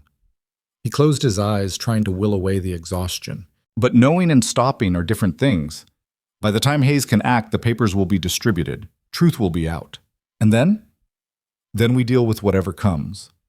Mrs. Chen brought food up shortly after, congee with pickled vegetables, strong tea, sliced oranges that tasted like summer. They ate in comfortable silence, both too tired for conversation. When they finished, Ethan showed Lila how to clean and load the Colt properly, making sure she understood the mechanics even if she never had to use them. She learned quickly, her small hands managing the weapon with surprising confidence. "You're a natural," he said. "Mama taught me to pay attention to details, said details kept you alive." Your mama was right about a lot of things. They spent the rest of the morning resting, both of them catching sleep in shifts. Ethan woke several times to check the street, watching for signs of trouble. But Copper Junction went about its business with ordinary indifference. Men worked, women shopped, children played in the dusty streets.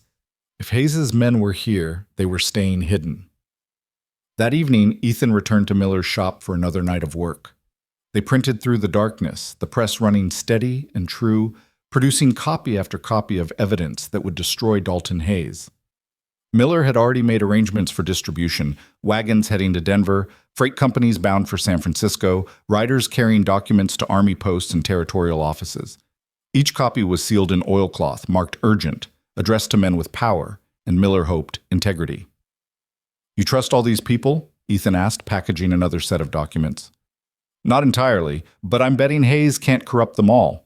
3 judges, 5 Army colonels, 2 governors, and 4 newspaper editors. If even half of them act, Hayes is finished." Miller tied off another package. "It's not perfect, but perfect isn't what we've got." They finished the second batch just before dawn.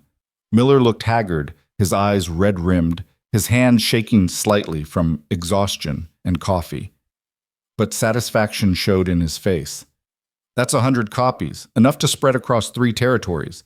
He flexed his stained fingers. I'll start sending them out today, quietly, through channels Hayes doesn't control. How long before he knows for certain? Hard to say. Could be days. Could be hours if the wrong person sees the wrong wagon. Miller met Ethan's eyes. You should leave town. Take your daughter and run while there's time. Can't. Not until I know these are actually distributed. If I leave and Hayes shuts this down, Mara died for nothing. Noble sentiment. Won't mean much when you're dead. Then I'll be dead doing something that matters. Ethan gathered his coat. You got a gun? Printing press is my weapon. Words are my bullets. Words don't stop men like Hayes's enforcers. Get yourself a gun. Learn to use it. Ethan left before Miller could argue, stepping into another dawn that felt simultaneously new and ancient. How many mornings had he watched the sun rise over different landscapes, different lives? The war, the years after, the building of his cabin, the 7 years of isolation. Each dawn had been the same sun painting the same world, but each had felt different because he'd been different, changed by loss, by survival, by the slow accumulation of experience that transformed boys into men and men into something harder, more enduring. Now he was changing again, becoming a father, becoming someone who fought not for himself, but for the chance that his daughter might grow up in a world slightly less cruel than the one that killed her mother. When he reached the boarding house, Mrs. Chen was waiting by the door, her face tight with concern. 2 men came asking about you, said they were friends, wanted to surprise you. She crossed her arms. They weren't friends. What did you tell them? That I don't keep track of my boarder's business. They left, but they're watching. I saw one on the corner near the mercantile, another by the livery. Her expression was fierce. I don't know what trouble you're in, but that child doesn't deserve to be caught in it. You need to protect her. I am protecting her. That's why I'm still here. Protect her by leaving. I leave, the men who killed her mother win. I stay. Maybe we stop them from winning. Ethan kept his voice calm despite the urgency flooding his system. I need you to do something for me. Mrs. Chen waited, suspicious but listening. If anything happens to me, you take Lila to Dorothy Kemp at the bank. Tell Dorothy to get her somewhere safe, somewhere far from here. Will you do that? You're asking me to care for a child I barely know. I'm asking you to be decent. You've already shown you are, feeding us, giving us a place to stay when we clearly brought trouble with us. Ethan pulled out $30, more than he could afford to spare. This is for your trouble and her care if it comes to that. If it doesn't, keep it anyway. You've earned it. Mrs. Chen took the money reluctantly. This is foolish. You should both leave now. Can't, not yet. He went upstairs and found Lila packing their few belongings with methodical care. She'd folded his spare shirt, arranged their supplies, checked the ammunition for the Colt. She looked up when he entered, reading his face immediately. They're here. Some of them, maybe others coming. Ethan began checking his weapons, loading the rifle, making sure the revolver was clean and ready. We're not leaving yet, but we need to be ready to move fast if things go bad. Why aren't we leaving now? Because the papers aren't distributed yet. We leave. Hayes's men intercept the shipments, destroy everything. Your mama's sacrifice means nothing. He met her eyes. I won't let that happen. Even if it means we die? The question was too adult, too aware. Ethan wanted to lie, to promise her safety he couldn't guarantee. But she deserved truth. Even then, some things are worth dying for. Lila considered this, her young face serious. Mama thought so too. That's why she kept the copies. That's why she sent me to you. She touched the locket around her neck. I don't want to die, but I don't want to run forever either. Then we make our stand here, together. They spent the day preparing, turning their room into a defensible position. Ethan moved the heavy bureau in front of the door, leaving just enough space to slip through. He positioned the beds to provide cover from the window. He counted ammunition, 30 rounds for the rifle, 18 for the Colt, another 12 for the old Navy revolver he'd brought as backup. Not much, but enough if he made each shot count. Lila helped without complaint, following his instructions exactly. She moved with the same calm efficiency she'd shown throughout their journey, as if preparing for a siege was just another necessary task. Watching her, Ethan felt a complicated mixture of pride and grief. No child should have to learn these things. No child should face death with clear eyes and steady hands. But then, Lila was no ordinary child. She was Mara's daughter. His daughter. Born into circumstances that demanded strength, shaped by a mother who understood that survival required preparation. She'd walked through fire to find him. She'd crossed mountains and survived ambush. She'd learned to carry grief without breaking. She was already stronger than most adults Ethan had known. As afternoon faded toward evening, Miller sent word through Mrs. Chen. The first shipments had gone out, 10 packages dispatched by different routes, each containing complete copies of the ledgers. Even if Hayes intercepted most of them, odds were good at least one would reach its destination. He says to hold tight, Mrs. Chen reported. Says tomorrow he'll send more, says if you can give him one more day, he can spread the truth too far for anyone to stop. Tell him he's got his day, Ethan said. That night, they kept watch together. Ethan sat by the window with the rifle, scanning the darkened street below. Lila sat behind the bureau with the Colt, her eyes alert, her breathing steady. Hours passed with agonizing slowness. Miners came and went, drunks stumbled from saloons, a dog barked somewhere. Normal sounds of a normal town going about its normal business. But normal was an illusion. Somewhere in this town, Hayes's men were waiting, watching, planning. The question wasn't if they'd come. It was when. The answer came at 3 a.m. Ethan saw them first, 4 shapes moving through the darkness with military precision. They separated at the boarding house, 2 heading for the back, 2 approaching the front. No hesitation, no reconnaissance. They knew where he was, and they were coming to finish it. Lila, he said quietly. Behind the bed. Stay low. She moved instantly, her small body disappearing behind the narrow mattress. Ethan positioned himself beside the window, rifle ready, watching the front door below. He heard the back door splinter, heard Mrs. Chen shout in anger and fear. Then gunfire erupted from the rear of the house, multiple shots tearing through the quiet night. The 2 men at the front door kicked it in and rushed inside. Ethan heard their boots on the stairs, heard Mrs. Chen screaming for them to stop, heard the boarders waking in confusion and fear. The footsteps came closer, stopping outside his door. Cole! The voice was rough, confident. You've got 10 seconds to come out. After that, we burn the building and shoot anyone who runs. You do that, you'll kill innocent people. Don't care. Hayes wants you and the girl dead. How many others die along the way isn't my concern. Ethan looked at Lila. She was pale but composed, the Colt held steady in both hands. She met his eyes and nodded once. Whatever happened, she was ready. All right, Ethan called. Give me a minute to wake the girl. You've got 30 seconds. Ethan moved fast. He pulled Lila to her feet and positioned her by the window. When I shoot, you go out this window. Roof's right below. Slide down to the awning, jump to the ground, run for the bank. Dorothy will protect you. What about you? I'll be right behind you. It was a lie, and they both knew it. Go, now. He shoved the bureau aside and threw open the door, rifle raised. 2 men stood in the hallway, both armed, both startled by his sudden appearance. Ethan shot the first one through the chest before he could react. The second got his gun up, but Ethan was faster, the rifle's second shot taking him in the throat. Behind him, glass shattered as Lila broke the window. Ethan heard her slide across the roof, heard her land hard in the street. Then he heard something else.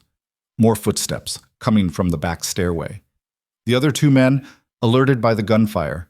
Ethan stepped back into the room and slammed the door, throwing the bureau against it again. Bullets punched through the wood, splinters flying. He dropped low and returned fire through the door, not aiming, just forcing the men back. The rifle clicked empty. He dropped it and drew both revolvers, one in each hand. Cole, one of the men shouted. Girl's gone. We've got men in the street. She won't get far. Ethan moved to the shattered window and looked down.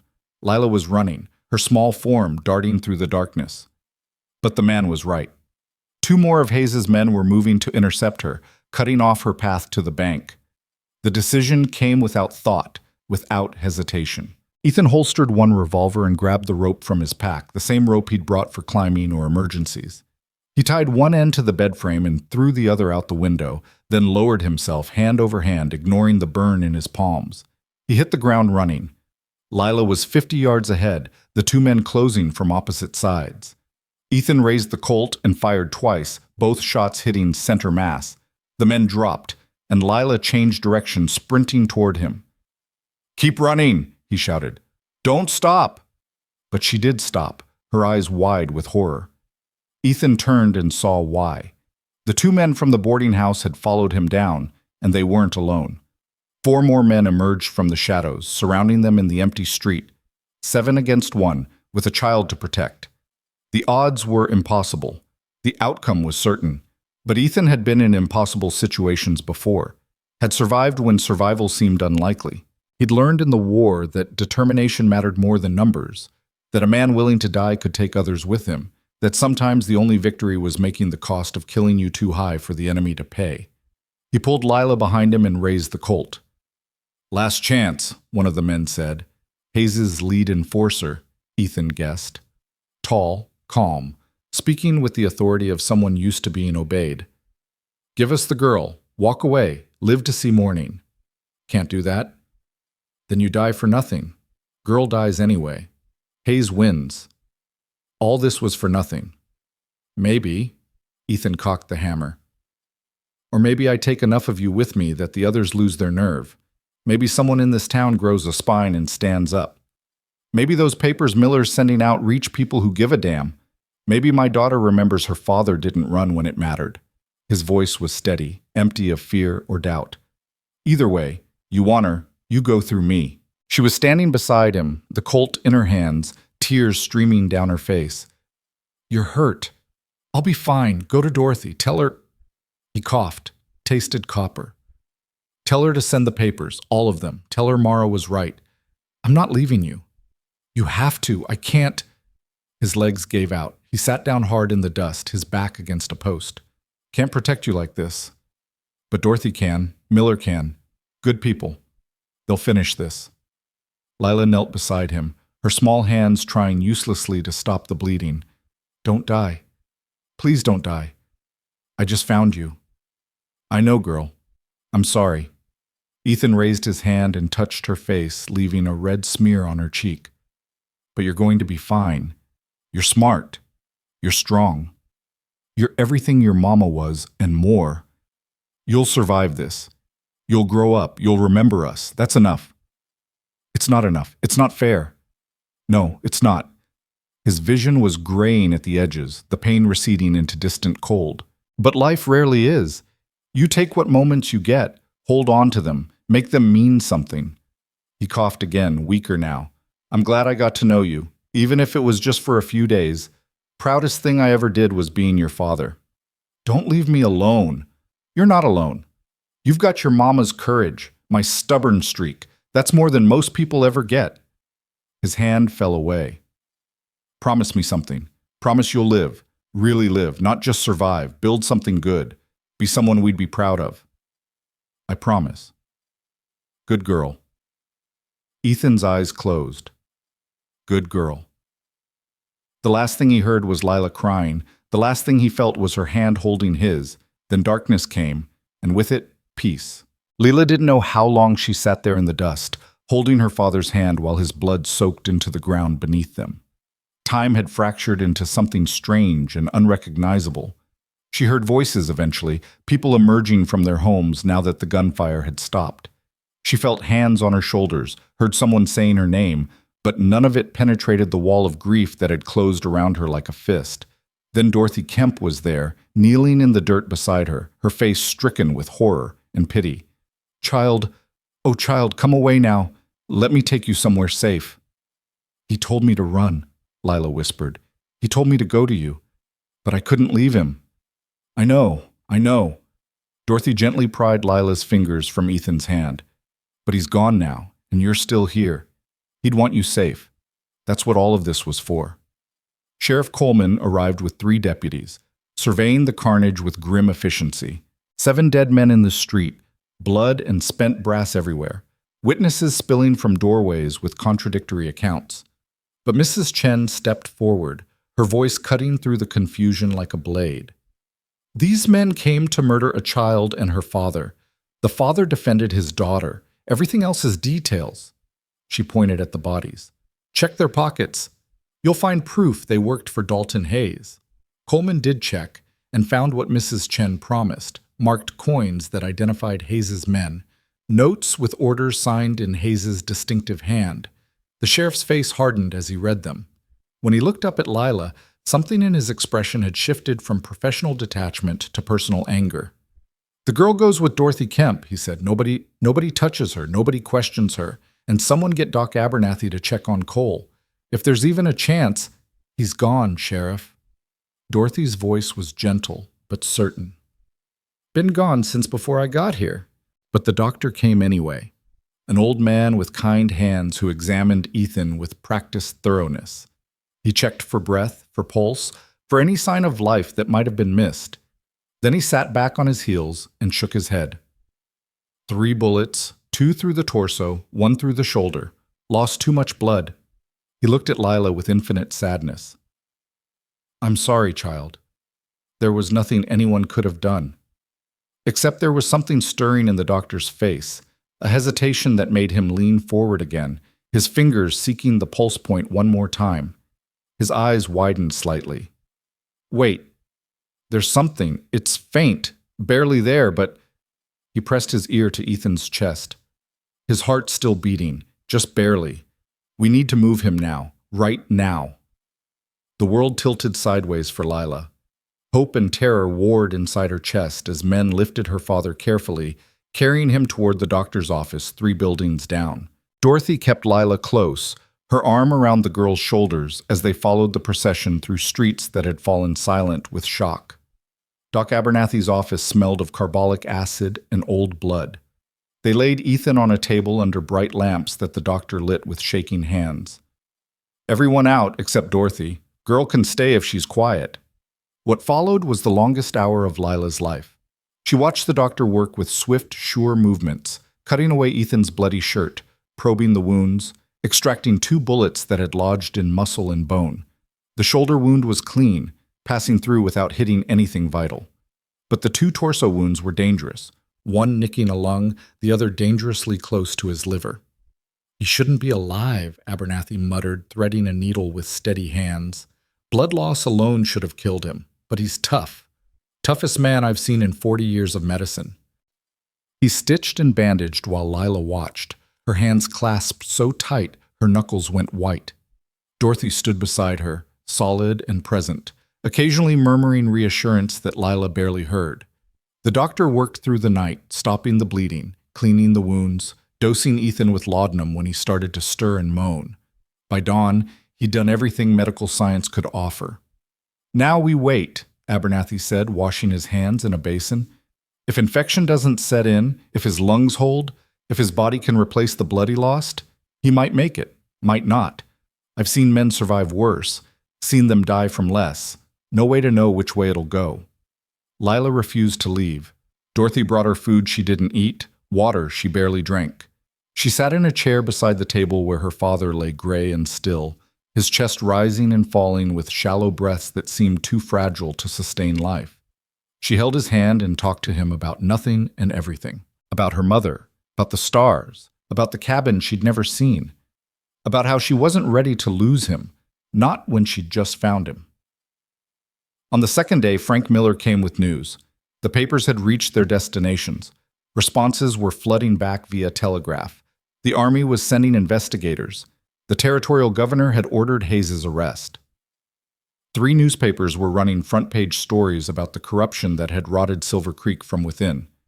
It's over, Miller told Lila gently. Your mother's evidence is out there. Hayes can't stop it now. He's already fled Silver Creek, but they'll find him. Men like him always get found.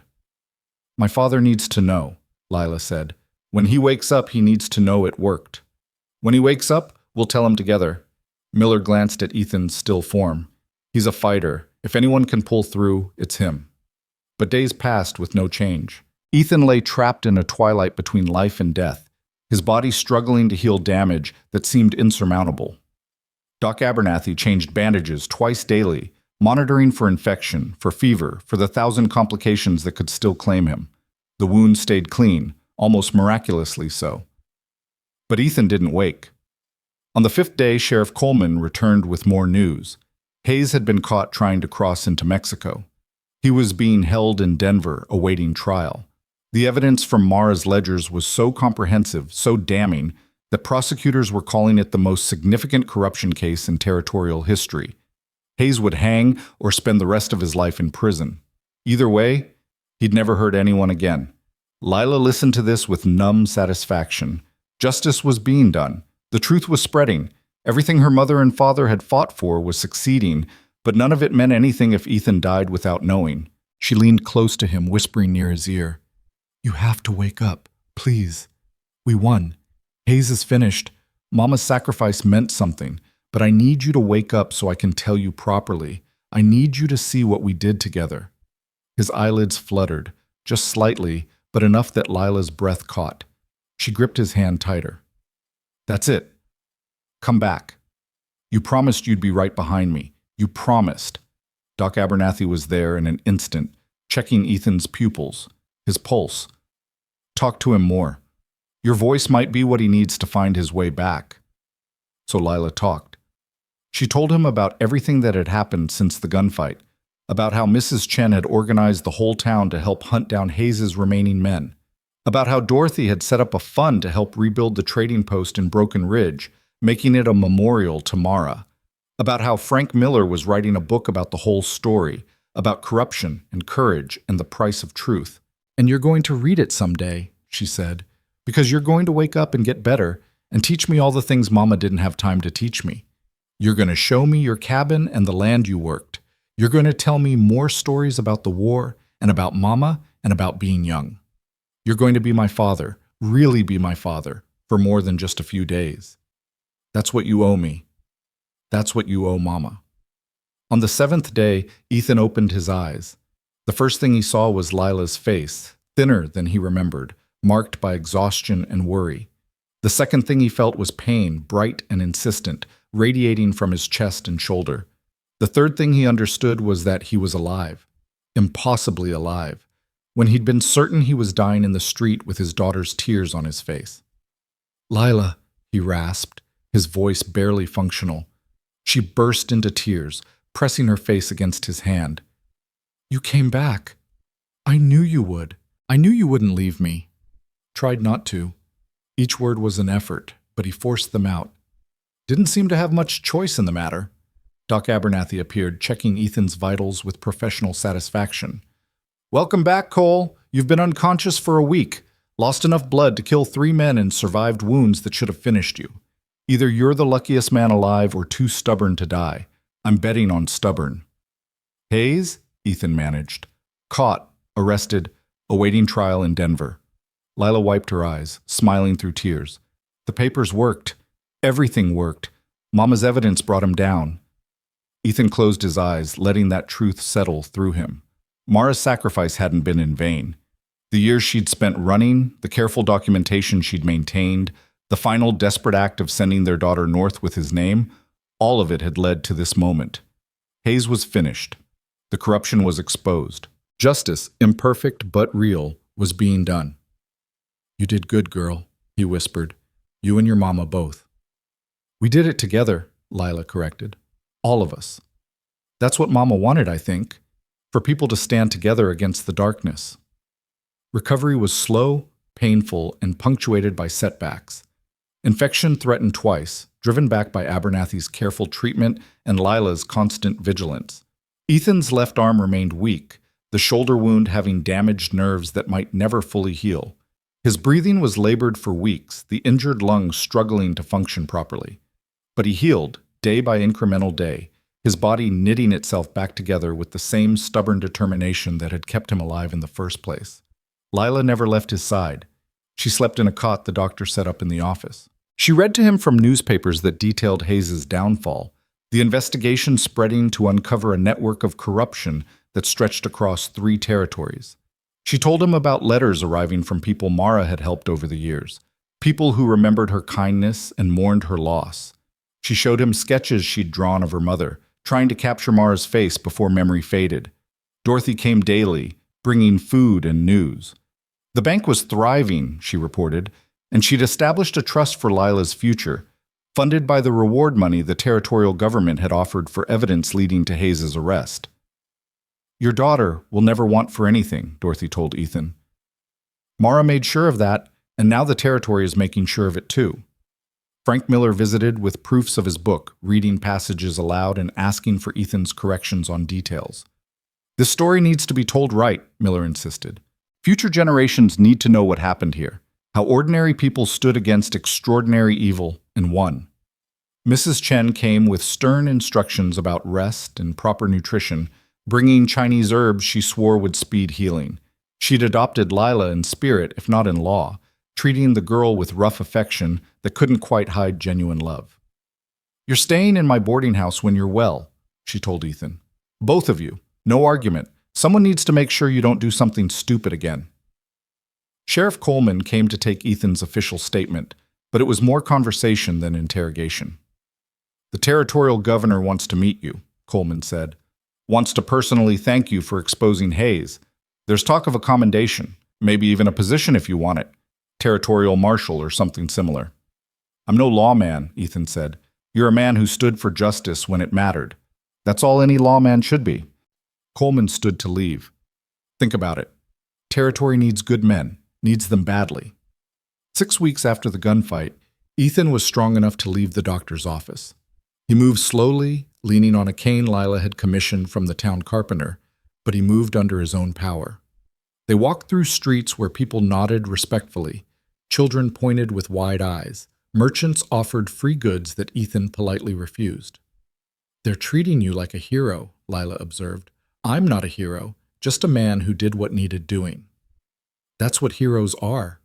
People who do what needs doing even when it's hard." They visited Mara's grave on a hillside overlooking Copper Junction. Dorothy and Miller had arranged for the body to be brought from Broken Ridge and buried properly, with a headstone that read, "Mara Cole, beloved mother, truth teller, gone but not forgotten." Flowers lay fresh against the stone, placed by townspeople who'd never met her but honored what she'd done. Ethan stood before the grave with his daughter beside him, both of them silent with grief and gratitude. Finally, he spoke. "We did it, Mara. Hayes is finished. Your evidence worked exactly like you hoped. Lila's safe. She's going to have a good life, a real future. Everything you fought for came true." His voice cracked. "I wish you were here to see it. Wish you could see how strong our daughter is, how brave. She's got your courage and your heart. You'd be so proud of her." Lila knelt and placed her own flowers on the grave, wildflowers she'd gathered that morning. "I miss you, Mama, every day. But I understand now why you did what you did. Why you left him, why you ran, why you kept the secrets. You were protecting us, protecting everyone. And it worked. You won." They stayed until sunset painted the sky in shades of fire and gold. When they finally left, Ethan felt something shift inside him. Not closure exactly. Grief didn't work that way. But acceptance. Mara was gone, and no amount of justice or vengeance would bring her back. But her legacy lived on in their daughter, in the reforms her evidence had sparked, in the lives saved by Hayes's fall from power. That evening, they had dinner at Mrs. Chen's table, surrounded by boarders who'd become something like family.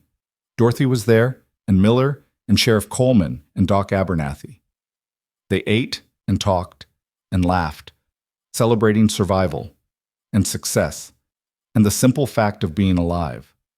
Afterward, Ethan and Lila sat on the boarding house steps, watching stars emerge in the darkening sky. The same stars Mara had taught Lila to navigate by.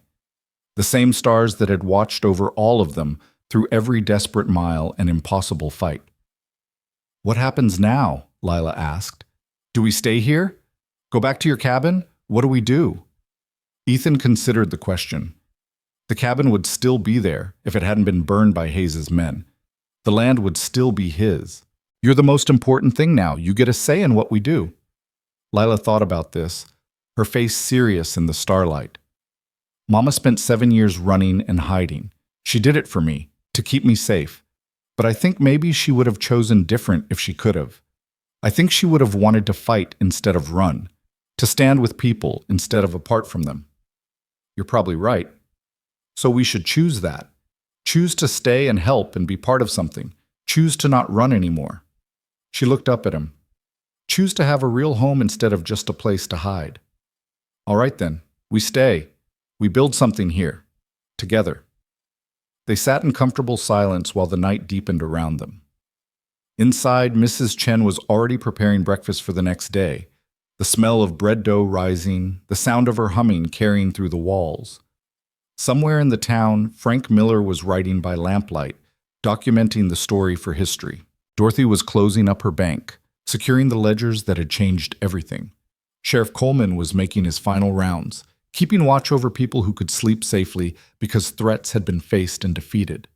It was an ordinary evening in an ordinary town, made extraordinary only by the knowledge of what had been overcome to reach this moment of peace. 3 months later, Ethan Cole was sworn in as a territorial marshal, his hand on a Bible despite his lack of faith, his daughter standing beside him with fierce pride in her eyes. The territory was still wild, still dangerous, still full of men who preyed on the weak and the vulnerable. But now it had one more person standing against them, one more man willing to do what needed doing, no matter the cost. Lila enrolled in Copper Junction School, where she proved to be exactly as brilliant as her mother had been. She made friends slowly, cautiously, but genuinely. She learned to laugh again, to play, to be a child when childhood had been denied her for so long. But she never forgot what had brought her here, never let go of the lessons her mother had taught her about courage and truth and standing firm against darkness. On Sundays, they visited Mara's grave together, bringing flowers and stories. Ethan told Lila everything he could remember about her mother. The way Mara laughed, the way she moved, the way she saw the world with clear eyes that missed nothing. Lila shared her own memories, the ones that were already fading around the edges, and together they built a portrait of a woman who'd sacrificed everything for love and justice. Frank Miller's book was published the following spring. Truth in the Darkness, the Mara Cole story, became a sensation, read across the territories and beyond. People wrote letters to Ethan and Lila from places they'd never heard of, expressing gratitude for Mara's courage and sorrow for her loss. Some sent money, which Ethan donated to a fund Dorothy established for widows and orphans. Some sent prayers, which Ethan accepted graciously, even though he still didn't believe. The trial of Dalton Hayes lasted 3 weeks. Ethan testified, standing before judge and jury to describe what Hayes's men had done, what Hayes had ordered, what had been lost because of one man's greed. Hayes sat through it all with the arrogance of someone who still believed his money and influence would save him. But the evidence was overwhelming, the witnesses credible, the verdict inevitable. Hayes was sentenced to hang. The execution was scheduled for a Tuesday morning in Denver. Ethan received an invitation to attend but declined. He'd seen enough death. He didn't need to watch one more man die, even if that man deserved it. Instead, he stayed in Copper Junction with Lila, and they spent that morning riding out into the hills, looking at the land spread below them, talking about plans for the future. Word reached them that afternoon. Hayes had hanged at dawn, his last words an attempt to buy his life with information about other corrupt officials. No one had listened. The trap had dropped, the rope had done its work, and Dalton Hayes had paid the price for his crimes with his life. "Is it wrong that I don't feel anything?" Lila asked. "He killed Mama, tried to kill us. But now that he's dead, I just feel empty."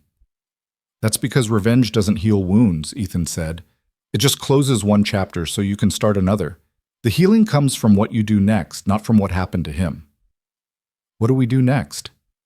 "We live, we build. We remember the people we lost and honor them by becoming the people they hoped we'd be." He dismounted and helped Lila down from her horse. "Your mama didn't keep those ledgers because she wanted Hayes dead. She kept them because she wanted the truth known, wanted justice done, wanted a world where people like her could stand against people like him and win.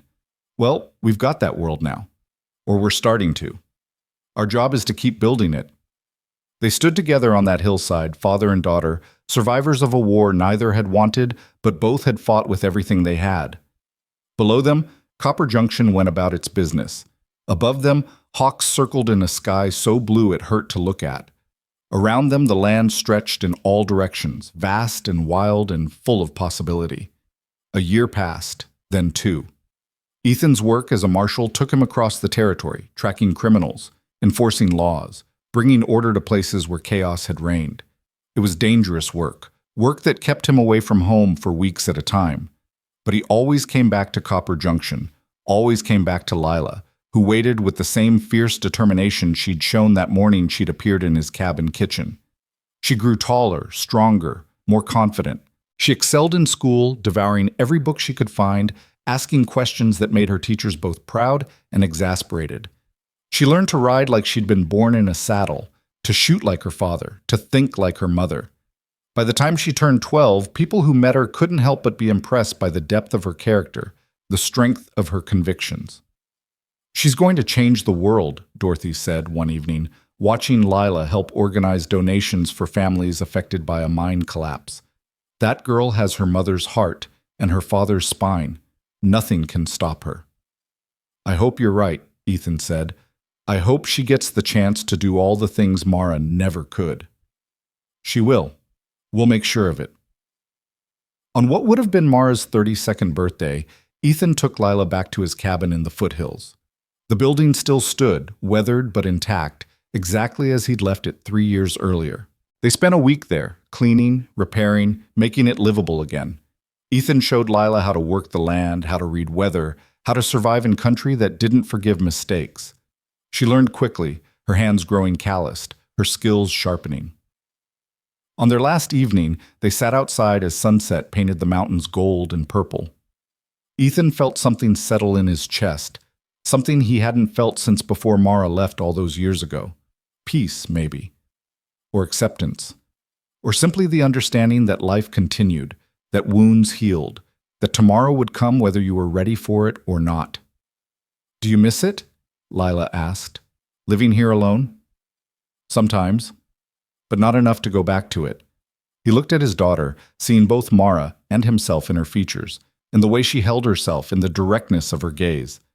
"Solitude's fine when you've got nothing worth staying for. But that's not us anymore. We've got people who matter, work that makes a difference, a home that's more than just walls and a roof." "Copper Junction. Copper Junction," he agreed. "And each other. That's home now." They rode back the next morning, the cabin secured behind them, ready for whenever they wanted to return. As they descended from the foothills into the valley, Ethan realized he was no longer the man who'd built that cabin. The isolation he'd sought, the walls he'd constructed around his heart, all of it had been torn down by a barefoot girl appearing at dawn, carrying the weight of her mother's courage and her father's name. Lila had saved him as surely as he'd saved her. Maybe more so. She'd given him purpose when he had none, connection when he'd chosen isolation, a reason to face each day when surviving had seemed sufficient.